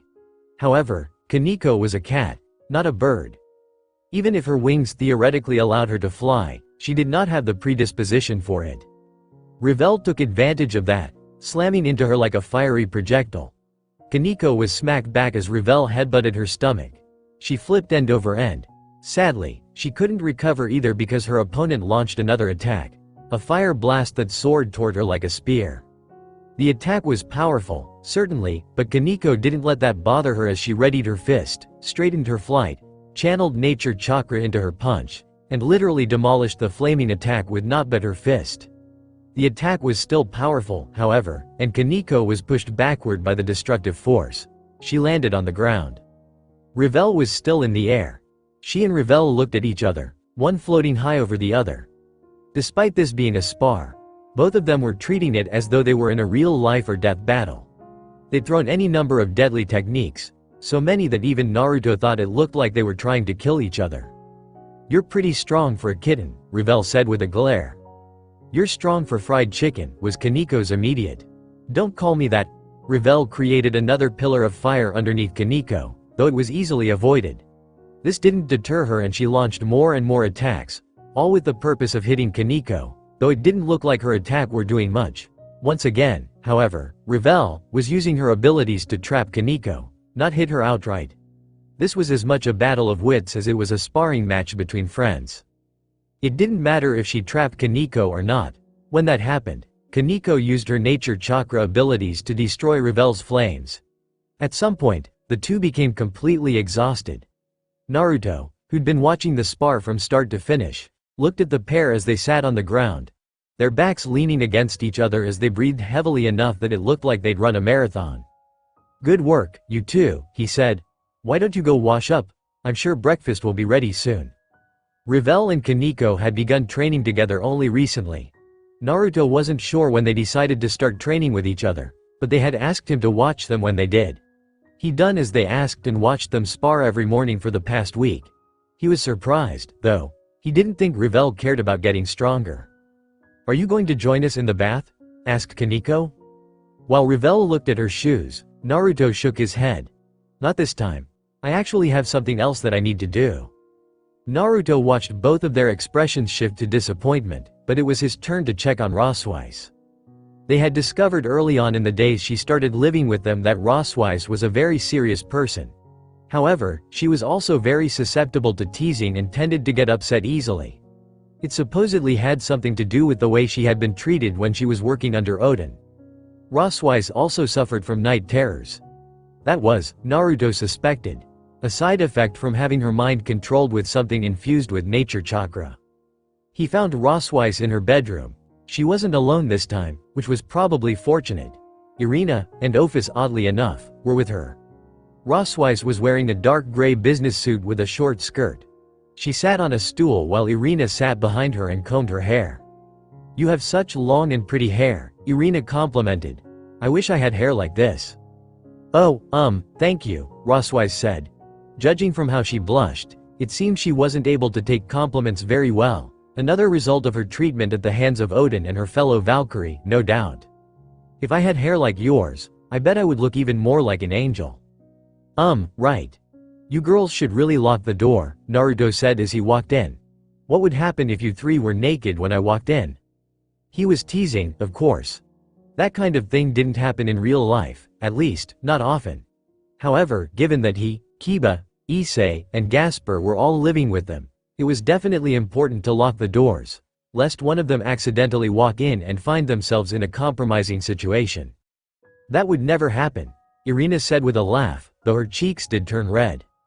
"Naruto, please do not joke about such things," Roswise, her hair now combed and perfectly straight like a shimmering waterfall, said. "I know that you are something of a joker, but all jokes have a time and place. Please keep that in mind." Yes. Naruto waved her off with a smile. "Anyway, breakfast is probably ready by now, so come down once you're finished. It's a big day for you three." School was starting up again, and since these three had become official members of this house, they were all going to be attending school. Ophis was going to Kuo Academy as a freshman alongside Revel and Kaneko. Meanwhile, Irina was going to be in the same grade as him, Issei, and Kiba, while Roswise was going to be a teacher. He had no idea how this was going to turn out. Roswise was a serious woman who always took every matter, whether that was shopping at a 100-yen store or lecturing Issei on why he shouldn't be so perverted, as if it was a matter of life and death. Given that she was going to be his homeroom teacher, he could only wonder. Either way, it was sure to be interesting, Devil Ninja. "Then we are all in agreement?" Sirzex asked as he looked around the conference table. Sitting at the table with him was Michael, Azazel, Gabrielle, Barakiel, several other members of the Archangels and the Grigori. There was also his compatriots, Seraphal Leviathan, Ajuka Beelzebub, and Falbium Asmodeus. In total, there were 20 people present. The table they sat on was not round, but it wasn't rectangular either. It curved to create a strange wave-like aesthetic. No one sat at the head. Since this alliance was one in which there were no true leaders, they had decided that a head was unnecessary. Sirzex sat in the middle with Michael on one side and Shemazai on the other. They had been debating the matter of what to do with Loki and his takeover of Asgard, which they had learned about from Roswise, for over a week now. This was a serious issue. No, it wasn't just serious. Loki had killed Odin and taken over Asgard, enslaving its people using strange devices that none of them had ever seen and even Ajuka couldn't analyze. All they knew was that it used nature energy. They only knew that because Naruto had told them that he sensed nature chakra coming from it during his fight with Roswise. I believe we are, Michael said at last. Are we really sure it's a wise idea to send in an army? Asked Shemazai. He was a member of the Grigori, and its newest leader. Azazel had resigned some time ago, claiming that he wasn't a good leader. We still don't know the full situation. We'll probably never know the full situation, Serafal said, currently acting the part of a Mao and not a crazy magical girl. I think it's better to take the initiative than it is to wait for him to attack us, especially since we don't know what he's planning. Point, Shemazai said with a nod. Then that's how it will be, Sirzek said, standing up and placing his hands on the table. In 2 days' time, we'll travel to Asgard, free all of the people who've been placed under Loki's control, and defeat Loki. Let's end this in one decisive battle. Before Ragnarok can begin, Michael added with a serious nod. Everyone nodded in agreement. Devil Ninja, since they were all going to the same place, everyone walked to school together, chatting away as if nothing had happened this summer, as if they hadn't survived a life or death situation in the underworld. They drew a lot of attention as well. Perhaps it was because of how many people there were, or maybe it was because more than half of those people were gorgeous women, but everyone stopped and stared as they walked, especially when they reached Kuo Academy and strolled through the gates. I feel like we've suddenly turned into mice in the middle of a group of cats, Roswise mumbled as she eyed the students that stared at them, and her in particular. Being the newest, and a mature hottie to boot, Naruto could understand why she was being given more attention than Ophis and Irina. A mature adult woman was infinitely more interesting to horny teenagers than two girls their own age. That was just how things went with boys. Just ignore the crowd, Kaneko said. They're a bunch of dickless cowards anyway. The most they'll do is stare. Okay, then. I'll follow your advice. Kaneko gave Roswise a thumbs up. You're golden, Rossi. What? I'll show you to the principal's office, Ria said as they stepped into the school building. Oh, thank you, Roswise said with a bow. Everyone went their separate ways, though not before Naruto got 3 kisses from 3 separate women. Ophis also tried to kiss him, but since they weren't dating right now, he'd said to wait until he at least took her out on a date. There were steps to follow. Roswise had given him the stink eye for some reason, or maybe she'd been giving the girls the stink eye. It was hard to tell. Naruto shared classes with Kiba. As they walked into the homeroom, Kiba was assaulted on all sides from the girls in their class. Kya, Kiba-kun, how was your summer? Did you have fun? You should have called me. Isu wanted to spend time with you. Yeah, I even got a cute swimsuit that I wish you could have seen. Ladies, Kiba greeted with an easygoing smile. Only Naruto noticed the tick mark on his head. I'd love to have spent time with all of you, but my club and I actually had some important work to do this summer, sorry. Ah. Kiba looked at Naruto. The way his face twisted into a grimace, as though in pain, practically begged him for help. Naruto just smiled as if to say, you're on your own, buddy, and walked over to his seat. The way Kiba's face morphed into one of betrayal tickled his funny bone. Class eventually settled down, though it took 15 minutes of girls squealing and guys giving Kiba the death glare, and it was during this time that Roswise entered the room. It was almost funny. The moment Roswise stepped in, every single head turned to her with machine-like precision. Many of the guys suddenly went beet red, or they started drooling lustfully, while the girls eyed her like she was competition. Either way, Roswise appeared to have finally mastered her surprise at being gawked at, for she didn't respond to their blatant ogling. Rias must have given her a pep talk. Good morning, class. Roswise adjusted her glasses, which he noticed she hadn't been wearing until this morning. They must have been for aesthetic purposes. My name is Roswise, and I'm going to be your new homeroom teacher. I'm not very experienced as a teacher, but I hope we can all get along. While many of the boys cheered at his proclamation, the girls just groaned and gave the appearance of people who wanted to slam their heads against the table. They probably thought she was competition for Kiba's affection, or something to that effect. Hey, teacher. One of the students said. He was a young man with spiky brown hair and blue eyes. Naruto thought his name was Oshizaku, or something like that. Would you mind if we asked you some questions? You know, to get to know you better.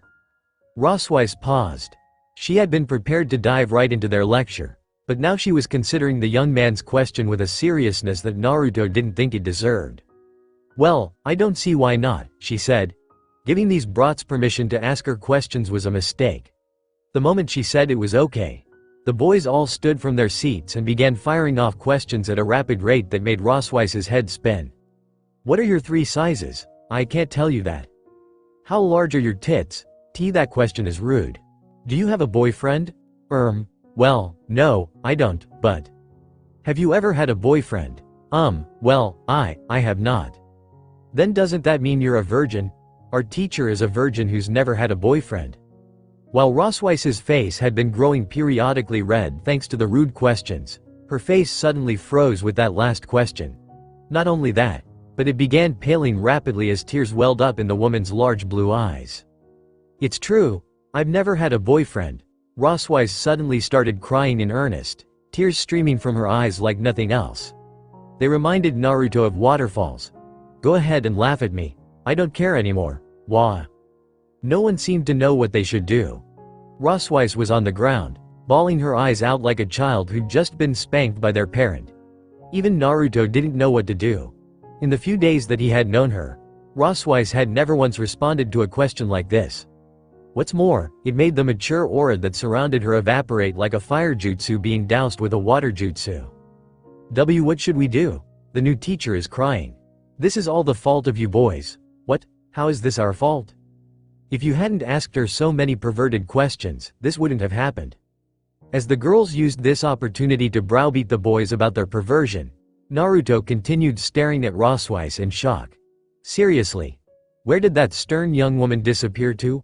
It looked like Rossweiss wasn't as mature as he had first assumed, or maybe she had merely been putting up a front this whole time.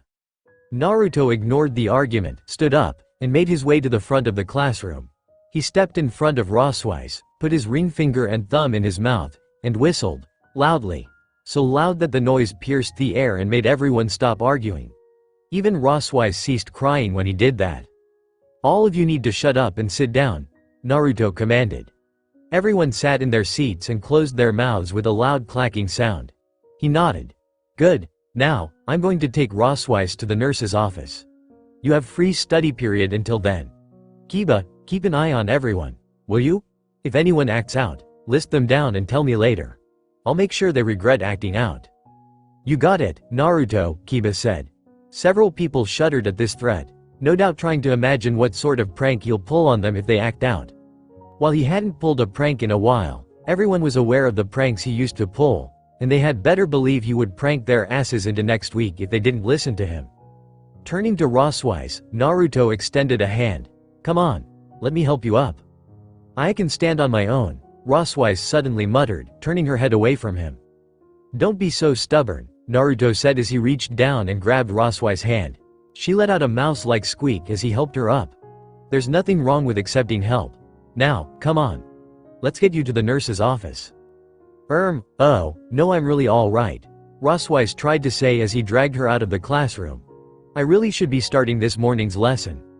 "You aren't in any condition to teach right now," Naruto rebutted. "Now come on." Left with no other option, Rossweiss grew silent as Naruto pulled her to the nurse's office, which was really just a large room made of white tiles, white walls, and a white ceiling. Several beds were located in the nurse's office. Naruto ignored those since Rossweiss wasn't sick. The room was empty. Since it wasn't being used, Naruto had her sit down on the chair by the desk, then made her a cup of jasmine tea. "Here, drink this," he said. "Oh, thank you." Rossweiss accepted the tea and took a tentative sip. After the first sip, she took another, and then another. It looked like she liked this kind of tea. "Are you feeling better?" asked Naruto. "Yes, a little." Rossweiss blushed. "I'm sorry you and the other students had to see me in such an unsightly manner." "Do you want to talk about it?" When Rossweiss stared at him, he added, "You don't have to. I just thought it might help." "There's not a whole lot to talk about," Rossweiss said with a sigh. "It's just as you've heard. I'm 19 years old already, and I've never once had a boyfriend. Back in Asgard, everyone used to make fun of me for it. They would always call me awful nicknames like the Valkyrie who's never had a boyfriend. They said it was because I was too stiff, and that no man would want to date a woman who was so serious all the time. They also made fun of me a lot for being Odin's aide, calling me his secretary on the side, and other crude nicknames. Sounds like you've had it rough. When Roswise finished her tea, Naruto took the cup from her and set it on the table. I don't know what their problem is, but I think they were just jealous. Jealous? Roswise blinked. Because you're so pretty, Naruto clarified. I am. Roswise looked down at her lap. Of course you are, Naruto said, sighing. What was with these girls who seemed unable to realize their own beauty? It was stupid. You're gorgeous. Any guy would be blessed to date you. That's probably why the other Valkyries kept making fun of you. They were worried you'd steal their men away from them. Is she blushing? Thank you. Roswise mumbled. It's nice of you to say that, even if you don't mean it. What makes you think I don't mean it? Roswise looked back at him as he grinned. I would totally date you. Roswise squeaked. Anyway, now that you're feeling better, do you think you can go back to class and teach? He held out his hand. Don't worry. If anyone says anything stupid again, I'll take care of them. Roswise hesitated for another second before tentatively putting her hand into his, letting him pull her to her feet. I think I can, she said. That's the spirit, now let's go back to class. With Naruto leading the way, the two headed back to the classroom. What an interesting start to the new school semester. Devil Ninja, like most higher dimensions, getting to Asgard required someone to activate the gate from the other side, normally. In most circumstances, the person who activated the gate to Asgard was Heimdall, known in the mythology as the whitest of the gods. He was the one who possessed foreknowledge, keen eyesight, hearing, and kept watch for Ragnarok. However, since the likelihood of Heimdall being controlled by Loki was high, they had to use another method. Are you sure that device of yours is going to work? Michael asked Azazel as they stood in the center of several stones jutting from the ground. The area around them was nothing but dirt. Past the stones, which formed a circle around them, grass encroached upon the earth. Azazel was holding a staff in his hands. Archaic symbols ran along its surface, glittering silver in the light. The staff had been forged from the remains of Gunnar, Odin's staff, which had been destroyed by Loki. According to Azazel, they could use it to forcibly open the gate to Asgard. Of course I'm sure.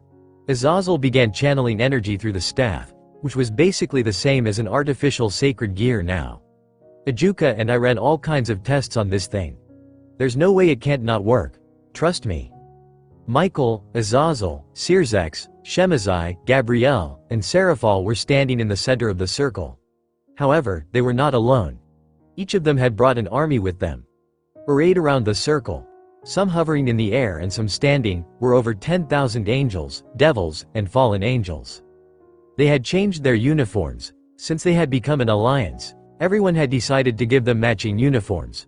Dark blue pants and shirt with light blue piping wrinkled as wings flapped.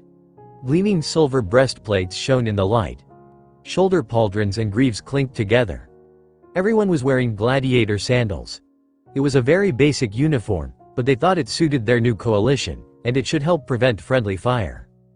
The place where they were now was the location of the gate that led to Asgard. Technically, the gate could be activated anywhere in the world, but only Heimdall had the power to do that. That meant in order to open the gate, there were 3 items they needed. A location within the country of Asgard's origin that was strong in magic, an item that had ties to Asgard, and several people with the powers of an ultimate class being. Fortunately, with 2 archangels, 2 leaders of the fallen, and 2 Maus, they weren't in short supply of power. They also had Gunnar, and the place they were at was in Germany, where Norse mythology originated from. I don't have much choice but to trust you, Michael said with a sigh. Don't worry too much, Michael, Sirzex said, standing next to Seraphal. Azazel might be a bit of an airhead, but you can trust that his ideas, at least, are almost always correct. Azazel laughed off Sirzek's insult. Listen to Lucifer, he knows what he's talking about.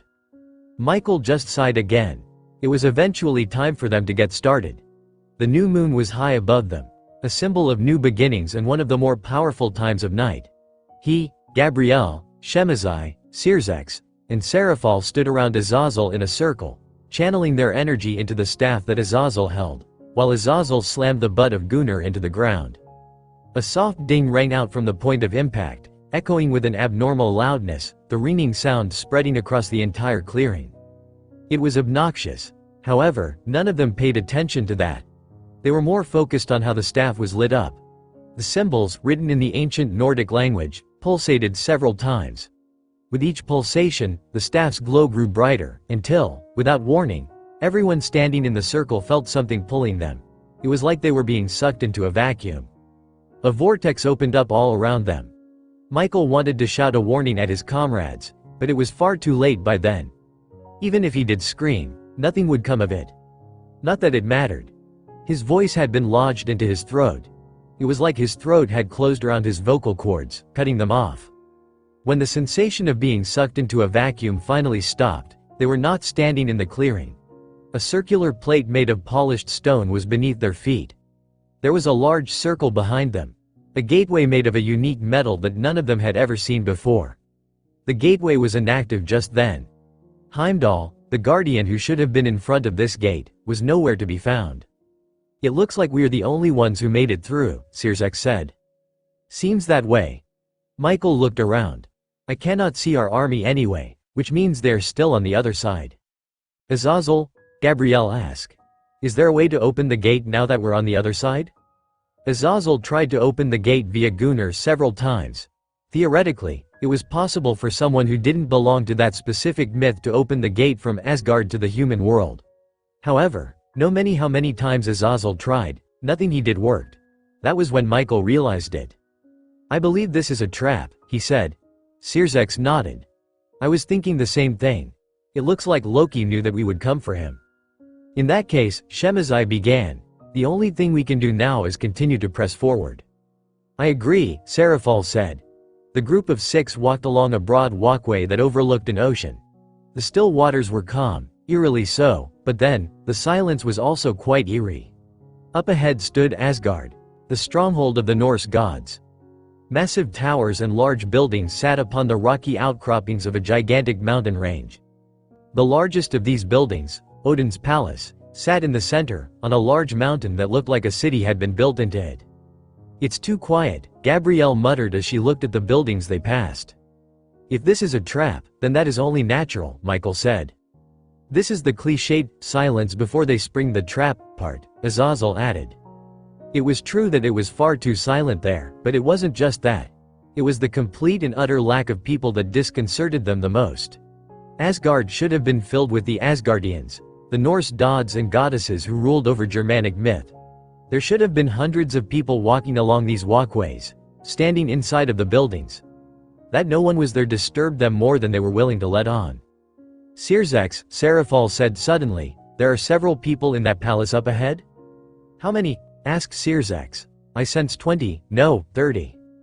"That's probably the welcoming party," Azazel joked. Shadows eclipsed them as they walked under a massive archway, which also seconded as a bridge. A set of large steps stood before them.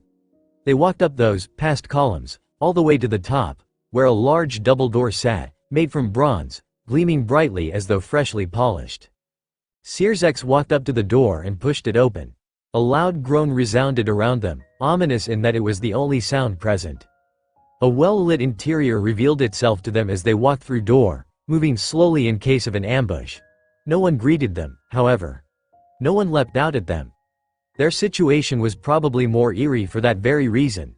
They walked through a hallway made of marble, with open windows on one side and lateral passages on the other, and through it all, they didn't see a single living soul.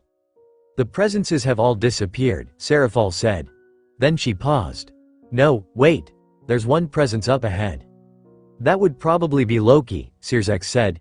"He's likely playing tricks on us." Sirzek was the first one to step into the throne room, a responsibility he took upon himself because he was the most powerful among them. It was a large, open space. Colonnades formed a sort of path that led up to a massive throne, upon which Loki, Norse god of trickery, lounged as though he were an indulgent king. "Welcome to Asgard, misbegotten creatures of Christianity," Loki said, smiling as he remained where he was, as though he didn't care that 6 of the most powerful Christian figures had come to slay him. "We've come to put a stop to whatever it is you are planning," Michael said, stepping forward. "We won't allow you to unleash Ragnarok." Loki smiled before, finally, he stood from his chair in a graceful mood that made Michael blink. It was almost as though he'd teleported. "You cannot stop Ragnarok," Loki said, and it seemed to be a signal. Serafal screamed that the presences that had disappeared were back. At the same time, several Norse gods and goddesses appeared before them, surrounded them. Michael recognized a few like Thor, Freya, Balder, Frigg, Tyr, and Sif, but there were quite a few who he couldn't name right away. Not only had the Norse gods appeared, but a giant winged serpent flew into the room. Michael knew this creature.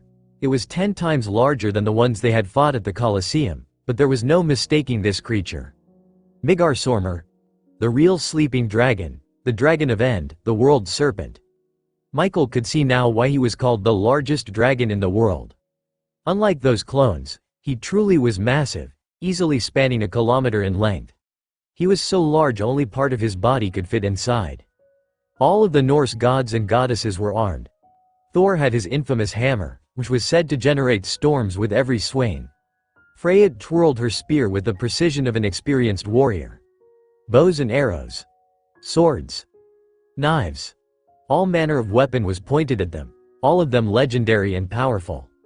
Michael wanted to curse himself, to curse them for this plan, but he already knew that there was nothing they could have done. Loki had to be stopped. The problem was that he didn't know if they would be able to stop them, not when they were up against an entire pantheon. "For you see, my Christian friends, Ragnarok has already begun," Loki finished, lips twisting into an arrogant sneer. Devil Ninja, after getting over her issues about not having a boyfriend, Rosweiss proved herself to be an excellent teacher. Naruto soon discovered that Rosweiss's serious demeanor lent itself well to teaching. She was also well versed in their lessons, and she explained everything in a way that even Naruto, who couldn't care less about school, could understand. There was just one problem. Rosweiss's figure. More specifically, her boobs. It was clear to Naruto that she was wearing a bra, but even so, the way they popped out of her business suit was distracting for the male students. Naruto was sure they had spent more time staring at Rosweiss's tits than they spent listening to her lecture. Of course, this wasn't her fault. If anything, the people to blame were the boys who lacked self-control, which was every boy except for him, Kiba, and a few others. It made him feel bad for the woman. Being ogled like that couldn't be enjoyable. There wasn't much Naruto could do about that. He was just a student. Fortunately, Rosweiss didn't seem to notice the leering looks. Perhaps she was just so serious about everything she did that she was oblivious to how her looks made heads turned. After school, Naruto exited the classroom with Kiba and Rosweiss. With Azazel gone, she was acting as their current advisor. Of course, it wasn't like there was much for her to do. Azazel hadn't done anything either. Really, all she did was watch them as they went about her business. Of course, there was one person who Rosweiss, the serious woman that she was, took issue with. "I cannot believe you would be so disgusting as to put a pair of panties on your head," Rosweiss was lecturing Issei, who had been running around with a pair of black lace panties on his head. Naruto thought they were Akinos, until he saw a beet red Irina standing several meters away, near the shower room.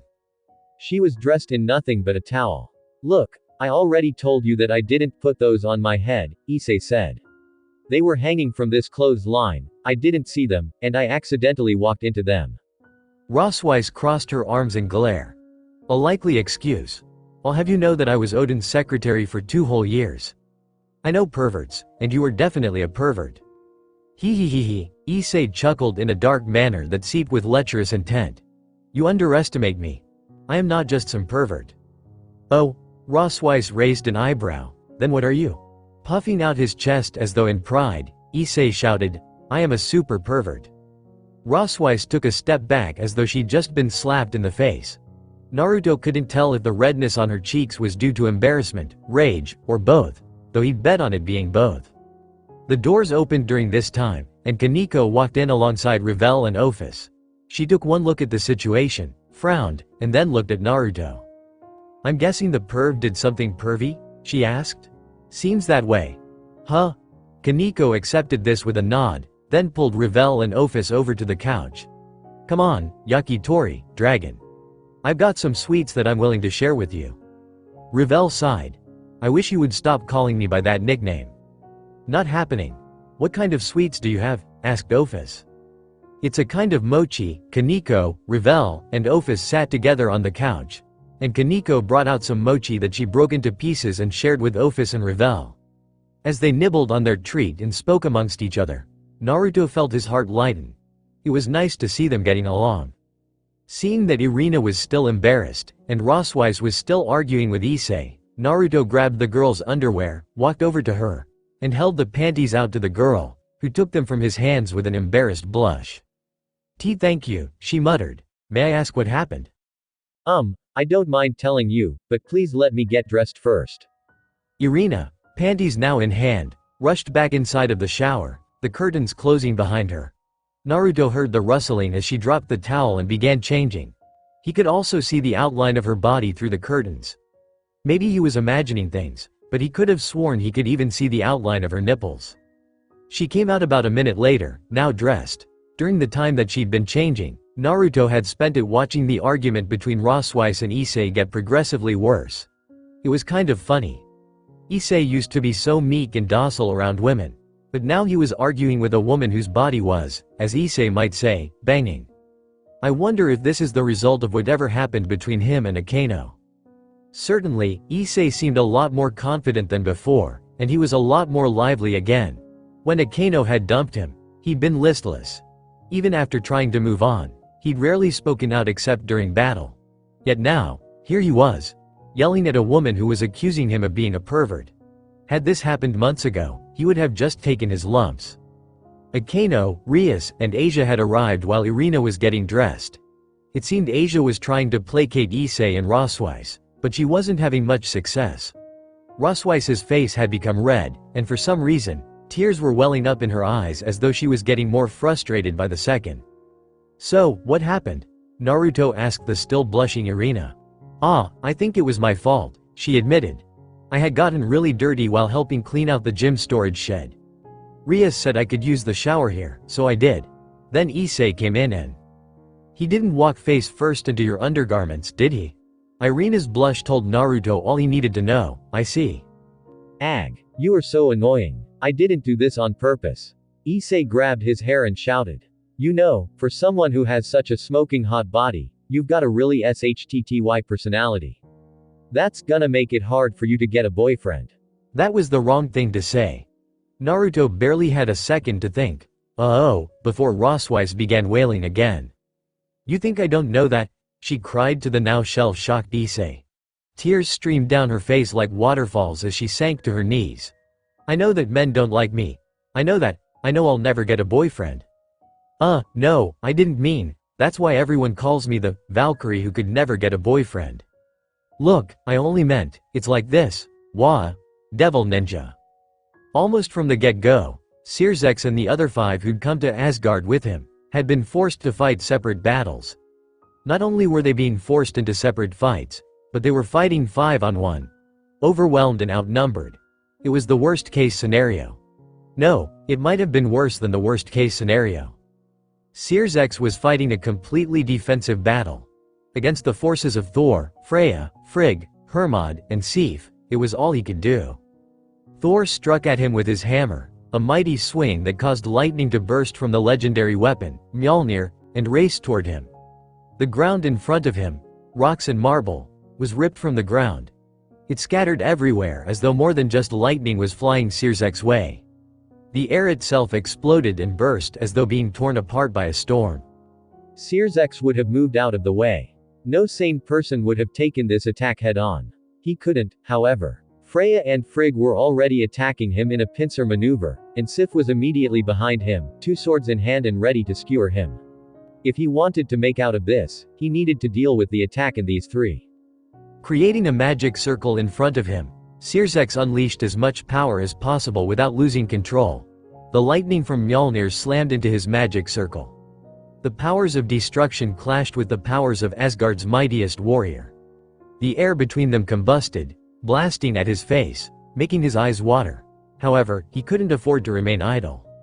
Freya, Frigg, and Sif were coming in from the other 3 sides. If he didn't deal with them, he'd be done for. This would be so much easier if I could just kill them. Releasing a loud shout, Searsex temporarily turned his entire body into the powers of destruction, and then sent a good portion of that power at the 3 attacking him from behind. The results was that all 3 women were blasted away. Sadly, he didn't see Hermod hiding beneath him until it was almost too late. Sirzex grunted as he raised his forearm to block the dagger aimed at his throat, gnashing his teeth together as the small weapon pierced his armor. Fire flared through his arm and up his shoulder. It wasn't terrible. However, it distracted him long enough for Thor to unleash another attack, one that would hit both him and Hermod. He's willing to attack his own brethren. With a grunt, Sirzex grabbed Hermod and threw him out of the way of the attack, thus taking the attack head-on. Lightning tore through his body. He would have screamed, but he didn't have the breath to unleash one. Snarling in concentration, left with no other option, Sirzex once more became the powers of destruction. Everything around them shook. The ground, the columns, the walls, everything. Cracks appeared along the ground as Sirzex released his power, which helped negate Mjolnir's lightning attack at the cost of damaging the surroundings. Because he was nothing but pure energy, nothing could hurt him. At the same time, he was pretty much destroying everything. The ceiling, already under threat of being destroyed, crumbled away as his powers ate at it. Knowing that he couldn't continue releasing this much power if he wanted to save the Norse gods from Loki's mind control, he sealed his powers back up the moment Thor's attack dissipated. Sirzex looked at the 5 surrounding him once more, with Thor in front, Frigg and Freya on either side, and Hermod standing behind him with Sif. He was pretty much penned in, and he wasn't the only one having trouble. Nearly a dozen meters away, battling through the skies, visible through the now destroyed palace, Michael was being bombarded with attacks from Magni, Tyr, Not, Skadi, and Ire. He might have had it even rougher than Sirzex. Tyr, god of war, clashed against Michael's light swords with his massive war axe. He should have been slow-wielding such an unwieldy weapon, yet he swung the damn thing like it was a feather. Michael was being pushed back, and matters only worsened when Magni slammed into Michael with his mace. The Archangel of Heaven, leader of the Heavenly Gate, was able to avoid the attack, but it was a near thing. What's more, he ran into Skadi, who used her powers of winter to freeze Michael's wings. As the Archangel of Heaven fell, his wings no longer able to maintain height, Tyr and Magni attacked in unison. The result was a devastating shockwave that Sirzex could feel even from where he stood. The remaining columns of the palace were blasted away. What remained of the floor shattered. Sirzex was forced to become the powers of destruction once more, lest he be squashed by the overwhelming force slamming into him from above. When the fierce, howling winds and massive pressure ceased, he returned to his original state. He was standing inside of a crater. Flying out of the crater, Sirzex surveyed the scene. The palace was gone. The throne where Loki had been sitting was no more. He couldn't see his previous opponents anywhere, and his companions were not in his immediate vicinity. 2 massive serpents of ice rose in the distance, attacking a dragon 4 times their size, Midgardsormr. Earth-shattering roars echoed from the battle. Midgardsormr bit into one of the serpents, tearing through it as though it was made of paper. The other attacked it while it was distracted. It didn't seem to do anything. The ice serpent's teeth shattered against Midgardsormr's hard skin. Then a massive beam was launched from the dragon's mouth, and an explosion so massive and powerful that the world around him was whited out with light erupted against the ground. Sirzex was given no more time to search for his other companions. Thor, Freya, Frigg, Sif, and Hermod surrounded him again. They weren't alone. Loki also stood before him, and what's more, Loki was holding an unconscious Gabrielle by the neck. Gabrielle, her normally beautiful pale skin bruised and black, was leaking blood from her mouth and several cuts that marred her flesh. Her 12 wings hung limp. Her white dress was torn, revealing more skin than she would have probably been comfortable showing off. He could tell she was alive. She was still breathing. However, her injuries were extensive. If she didn't get help soon. She tried to save them, Loki said, and suddenly, 5 more gods and goddesses from Norse mythology appeared around Sirzex. Lips twisted into the sort of disturbing grin one would expect from a madman. Loki continued. It was a foolish notion. She should have just killed them. You and those in your mythology are far too soft. I knew it, Sirzex muttered. You're using the same method to control these people that you used for the ones who fought us at the Colosseum. However, those devices aren't something a person like you can create. Who's your backer? Backer? HMPH. Loki scoffed as though the concept of him having a backer was absurd. Those fools in the Chaos Brigade aren't my backers. I'm merely using them for my own purposes. Once I've placed you and all those who came with you under my control, I'll begin my campaign to destroy this pathetic world, along with those idiots from the Chaos Brigade. Now, then, I tire of talking, so I'm going to have these people defeat you. Don't worry. I won't kill you. Your powers are far too useful for me. That said, you're going to become my unwilling slave until Ragnarok claims you. As his words signified an end to the conversation, the now 10 gods and goddesses began the battle against Sirzex anew. Left with no other choice but to go all out, Sirzex summoned all of his power. The energy he released crashed into the Asgardians, sending all but the strongest flying. Sirzex didn't stop there. Having unleashed everything he had, his body quickly transformed, converting into energy, the powers of destruction, which the Bael clan was well known for. As its name suggested, the powers of destruction was, in essence, the power to annihilate everything it touched. One could consider it the erasure of all that existed. Only a being that was even more powerful than an ultimate-class devil, such as the heavenly dragons or the Ouroboros dragon, could withstand this incredible power. The ability that Sirzex was using was known as Aura of Destruction. This was Sirzex's true form. It was when his entire body was completely transformed into the powers of destruction, the powers condensed into a human shape. While in this form, his power was immense, easily surpassing the powers of the original Satan. At the same time, he didn't have complete control over it, so the powers of destruction spread the longer he remained in this form. So, this is your true form, Sirzex, Loki said as he floated in the air, far enough from Sirzex that his powers could not reach him. Gabrielle was still in his grasp. I see now why so many fear you. In this form, you are easily one of the most powerful beings in this universe. However, not even you can defeat the entire forces of Asgard. Sirzex said nothing. He could have spoken if he wanted to, but he was already busy. Thor came in with his hammer swinging. Sirzex smashed the hammer apart, destroying it, annihilating it until nothing remained. Another burst of power sent Thor flying. Sif and Freya came at him from behind, one swinging a sword and the other trying to pierce him with her spear. The spear he annihilated.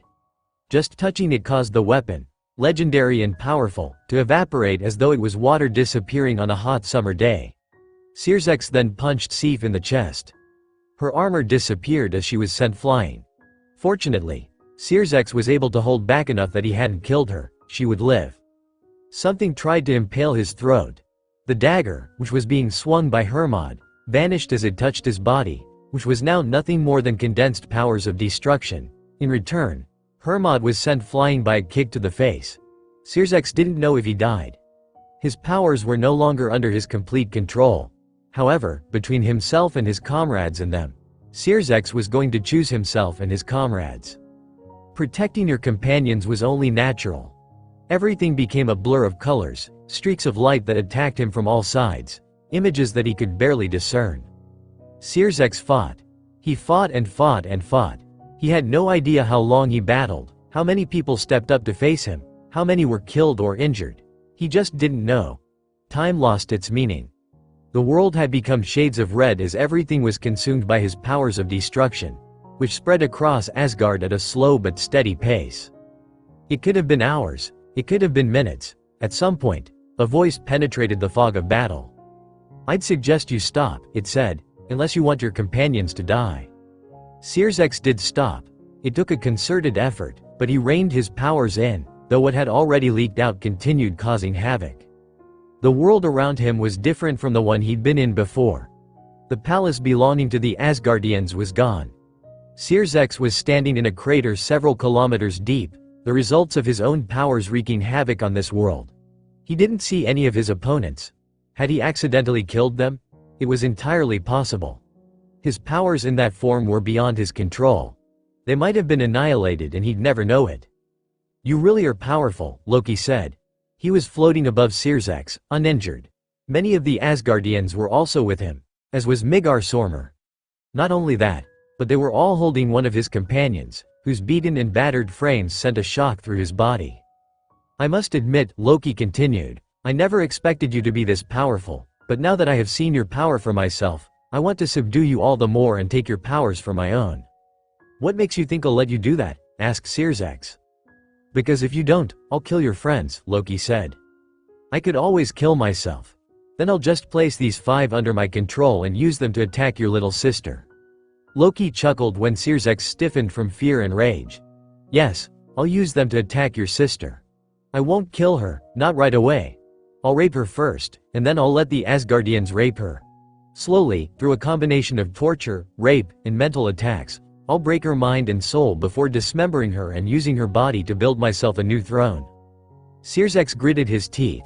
He didn't think Loki was bluffing. That was something he would do, and while he wanted to have confidence that Naruto could protect her. All right, he said with a sigh, I'll surrender. Good. Loki showed off his white teeth with a wide grin. With you in my pocket, we're one step closer to Ragnarok. Naruto, Searsex thought as the Asgardians descended upon him like a pack of ravenous beasts. I beg you, please, protect my little sister. Devil Ninja, 2 weeks passed by in the blink of an eye, and not a whole lot happened during that time. At least, nothing that concerned Kaneko. Some new rumors had spread about Naruto seducing the hot silver-haired teacher. Apparently, someone had caught them chatting in the nurse's office several days ago, and that had somehow turned into Naruto screwing Rosweiss on one of the beds. Kaneko didn't know about what had really gone on during the time where Naruto and Rosweiss were speaking in the nurse's office, but she somehow doubted they had been fucking. It wasn't Naruto's style. He also had her, Rias, and Revel if he wanted to have sex. She didn't think he'd go to Rosweiss unless something happened between them and they fell in love. It was the weekend. As usual, Kaneko was spending the day with Revel and Ophis. They had been spending more time together, possibly because they were in the same class, and it had gotten to the point where several people were calling them the Lowly Alliance because they were all small and cute, or something like that. Such opinions didn't really concern Kaneko. Can you believe the nerve of that store clerk? Asked Revel. That disgusting man was staring at us. Kaneko shrugged. Did you think Eyes was the only perv? I know he's not the only pervert, Revel muttered. I just don't like how that guy was staring at us. Naruto stares at us in a similar way. That's different. I'm just messing with you, Yakitori. So, all humans stare at us like this? Asked Ophis. Pretty much, Kaneko said. Though only a certain type of man stares at little girls like us. A certain type of man? A lolicon, Kaneko said, and then added, like Naruto. But is Naruto really a lolicon? Asked Revel. He's dating Rias-sama, so I don't really think he meets that criteria. True enough. Naruto is the kind of person who enjoys all types of girls, Kaneko agreed. They were on their way home from visiting a nearby sweet shop.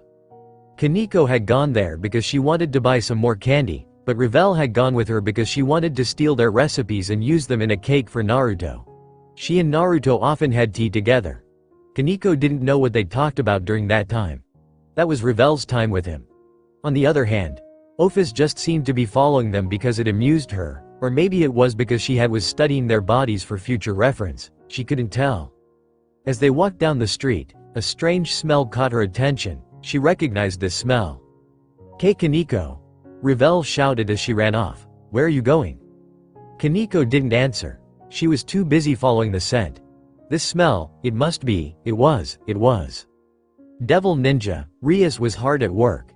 Sitting behind her desk, Akeno standing behind her, she diligently read through numerous reports. Most of the reports dealt with Gremory clan holdings in the human world. The Gremory clan owned several businesses here in the human world, and since she was living there, her father had placed her in charge of managing them. This was also a test to see how well she could manage people. "It seems like we've had more work these past 2 weeks, Akeno said as she diligently refilled Ria's cup with steaming hot tea.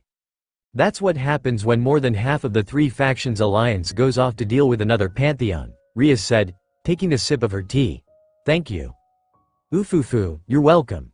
Setting the teacup down, Rias leaned back and looked at the extra stack of papers that she had. These ones had nothing to do with the clan. These ones revolved around the 3 factions. They ranged from simple requests to outright demands, to dealing with logistics and funding for people seeking to move to Kuo. Among the list of people who would be coming to live in Kuo, all of the people who had taken part in the raiding game, minus a few of the young devils, were requesting permission to live here. As she continued to work, The doors to her office were slammed open and Kaneko leapt in. Rias-tan. What? Rias barely had a second to grasp the situation before Kaneko bounded across the room, leapt onto the desk, and then slammed into her like a guided missile. The chair tipped. They were both sent to the floor. Stars exploded behind Rias's eyes as her head cracked against the carpet. She blinked several times. Akeno was hovering above her. A befuddled smile plastered on her face.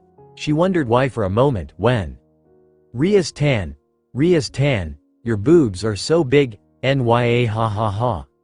Kaneko was lying on top of her, nuzzling her face into Rias' chest while the girl's fingers sunk into her boobs as though they were squeezing marshmallows. Rias bit back a cry of surprise when her bra was suddenly unhooked. "Hey Kaneko. What are you doing? Skinship, skinship?" Kaneko cheered as she slipped a hand into Rias's shirt, sliding between the buttons and grabbing her bra. Rias squawked again when Kaneko pulled the bra out of her shirt. How is she doing this? "Oh, my. Oofufufu. Stop laughing, Akeno. Help me, kya." Rias struggled even more fiercely when Kaneko slipped a hand back into her shirt and began fondling her boobs. Electric jolts raced up and down her spine. She tried to ignore it, but it was hard. This girl wasn't quite as good as Naruto, but Kaneko seemed to know some of her weak points. "Rias-sama," Revel said as she burst into the room. Unlike Office, who also rushed into the room, Revel was breathing as though she had run a marathon. "Rias-sama, Kaneko is." "We already know," Akeno said, gesturing to her and Kaneko. By now, Kaneko was beginning to undo the buttons of Rias's shirt. It wasn't long before her breasts popped free from their confines with a noticeable jiggle. "Oh, no, it looks like we were too late," Revel said, her cheeks flushing red as she saw the way Kaneko was rubbing her cheeks against Rias. "Never mind that." Rias both moaned and shouted. "Will someone please tell me what is going on here?" An explanation was quick in coming. It wasn't one that Rias wanted, but as she moved to the couch with Kaneko, who sat on her lap and was now sucking, nibbling, and licking her nipples, she at least received an explanation that explained Kaneko's state. So she smelled catnip. Rias would have sighed, but Kaneko chose that moment to bite her nipple, and Rias had to grit her teeth to keep from moaning. "Why yes," Revel said, nodding. Era, Akeno giggled.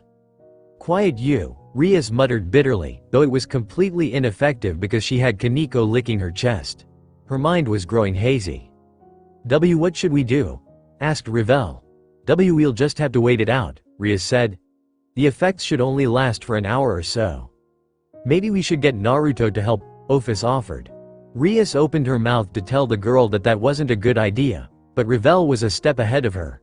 A step ahead in the wrong direction. "Good idea." Revel hopped back to her feet. "Wait right here. I'll come back with Naruto-sama." Wait," Rias shouted as Revel rushed out of the room. Well, she tried to shout, but when Kaneko slid a hand into her panties and rubbed an index finger along her lips, her mouth refused to work the way she wanted it to. As the door closed, Rias prayed to whatever deity was listening that Naruto was not home right now. Or they would all be in trouble. Devil Ninja, Naruto and Irina were on their way home from the grocery store. Naruto had gone out to shop for dinner that night, and Irina, who didn't have anything else to do, had decided to join him. It had made the event much more fun. On Irina's suggestion, they had grabbed supplies to make an Italian dish called cheese ravioli. Naruto didn't know how to make that, but Irina apparently did. She told them that she'd make dinner this time. He was looking forward to it. "I'm surprised you haven't had it before, Naruto-san." "I've only had what other people make me, or what I make myself." Naruto shrugged. "No one's made this ravioli before." "Then you're in for a real treat." It was a beautiful day, though with it being so late, evening would be coming soon. Even so, the air was cool against his skin. As they walked, Irina's hair swayed back and forth. They reminded him of streamers caught in the wind. They arrived home and took off their shoes. It felt weird not to have Metatron pounce on him while screaming, "Ninja-sama," at the top of his lungs. Naruto wondered what the Archangel was doing. They were supposed to be dealing with Ragnarok, but did it really take 2 weeks to take care of the Asgardians? Just how strong were these Norse gods anyway? The pounding of feet reached them before Revel did, the young girl turning the corner and rushing up to them, tripping over her own 2 feet in her effort to reach them. "En Naruto-sama," she shouted. "What's wrong?" asked Naruto. It's Rias and Kaneko. They're." From the moment Revel mentioned Rias and Kaneko, Naruto stopped listening. He rushed past Revel and ran for where he thought they would be, Rias's room. Except they weren't there. Frowning, Naruto tried to think of where they else might be. Kaneko's room? Maybe, but no, if they weren't in Ria's room, why would they be there? They had to be somewhere else. Naruto-sama. Revel gasped as she and Irina rounded the corner. Office, Rias-sama's office. Right. I'm there. Naruto hurried down several hallways, through an outdoor hall masked from the sun by a roof, and burst into the office that held Rias and Kaneko, the office that Rias used when conducting business in her capacity as the king of a peerage. He didn't know what he had been expecting to find. Given the urgency in Revel's voice, he had assumed that Rias and Kaneko were in some kind of danger. Whatever he was expecting, whatever thoughts he might have had, none of them matched up with what he discovered. Rias and Kaneko were on the bed. It was a large bed, massive enough to fit a dozen people, a canopy hanging over it. Rias often used that bed when she was too tired to reach their bedroom. He'd sometimes find her with only half her body on it, as though she'd passed out before being able to properly lie down. The crimson sheets had become a tangled mess, twisted around the two figures. Rias, the buttons of her shirt open, exposing her large breasts, was panting heavily as Kaneko fondled her nipples with dexterous fingers. The Nekusho was sitting behind Rias, who leaned against her as if her body had become boneless. In return, Kaneko licked up the sweat from Rias's neck. His girlfriend's cheeks were flushed a dark shade of red, and the enticing jiggle of her breasts was enough to make him aroused. Naruto had no idea what to say. His mind was frozen solid, iced over like he'd been dunked head first into the waters of the Antarctic. At the same time, all of the blood in his body was rushing toward one specific area, and it was growing larger as the seconds passed. "Is this what they call arousal?" Ophis asked as she crouched next to him. "Oh, Ophis," Naruto squeaked as he adjusted himself. "What are you doing he asked, his question partially stalled when a loud moan erupted from Rias. Naruto glanced over, but he had to quickly look away. Kaneko had stuck her hand down Ria's panties and was clearly fingering her. His girlfriend's hips were bucking, and a dark stain was growing on the fabric, while juices ran down her thighs. "I've been observing the situation," Ophis said, looking at Rias and Kaneko. "I had no idea that catnip could do this to a Nekusho." Catnip? Naruto knew what catnip did to cats, having used it in some of his pranks before, but he hadn't known that catnip worked on Nekusho as well.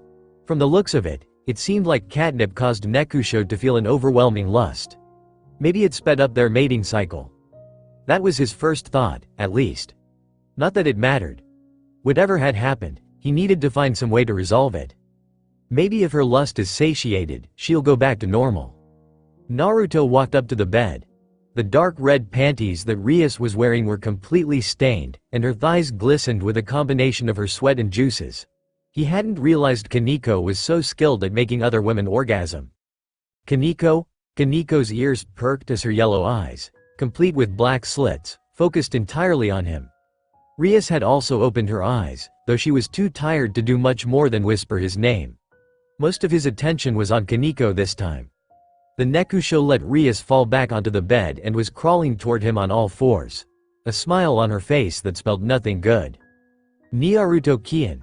Kaneko pounced quicker than a viper, but fortunately, Naruto had expected something of this nature. He grabbed the girl before she could tumble into him, snatching her out of the air and throwing her back onto the bed. Time was of the essence. Naruto pinned Kaneko to the bed before she could pounce again. The girl struggled underneath his grip, hissing at him, though that stopped when Naruto crushed his lips to hers. The girl's entire body went stiff, from her toes all the way to her ears. It only lasted for a second before her arms wrapped around his neck as she returned the kiss. Her tongue sought entrance to his mouth, but he didn't give it. He pushed his tongue into her mouth instead. As his tongue encountered the warm wetness of Kaneko's mouth, the girl in question rubbed herself against him, grinding her hips along his erection. Her underwear was already soaking. She must have been incredibly horny long before he ever arrived. It might have even been a combination of Kaneko's and Ria's juices.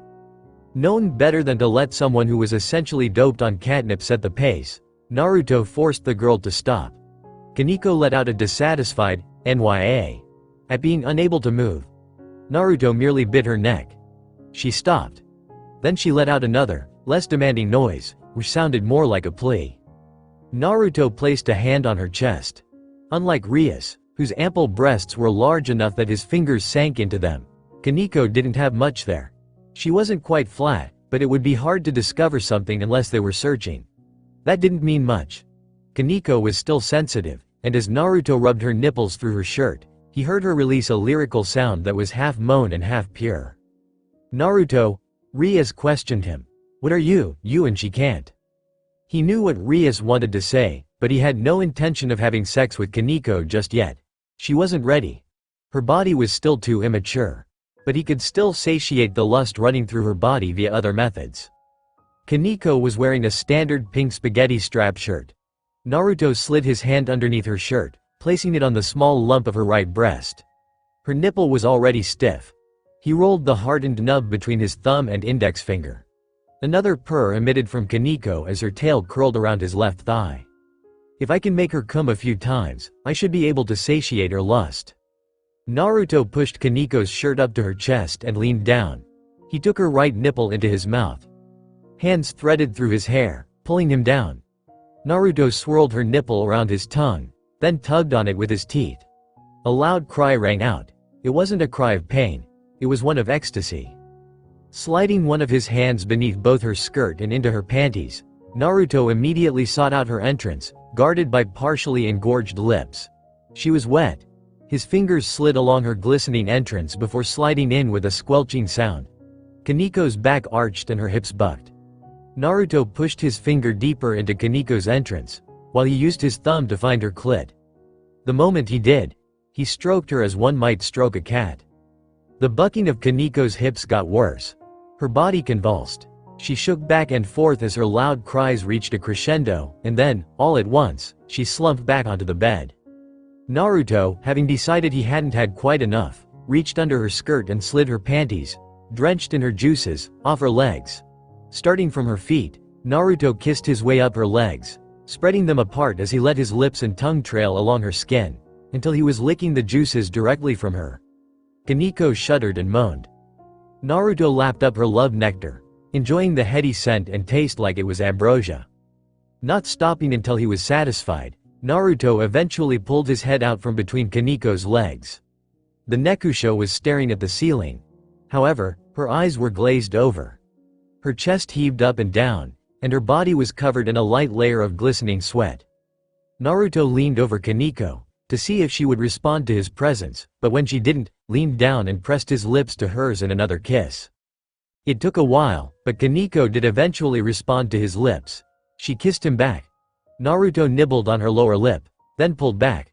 Kaneko blinked at him several times, but much like a cat that had just had its fill, she turned around, curled into a ball, and fell asleep. Naruto, looking up at the still exhausted Rias, whose half-lidded eyes made Naruto's already stiff lower region hard enough to cut diamonds, Naruto grinned. "What do you think? I'm so good at using my tongue that I can take the edge off someone who's high on catnip." Rias snorted. "Don't delude yourself. She was already nearing her limit when you showed up. If anything, my perseverance is what saved the day." No, it was definitely my skills with my tongue. My endurance and stamina. My talents. Why don't you put your money where your mouth is? We'll see who really made the catnip run its course. My stamina or your sexual prowess.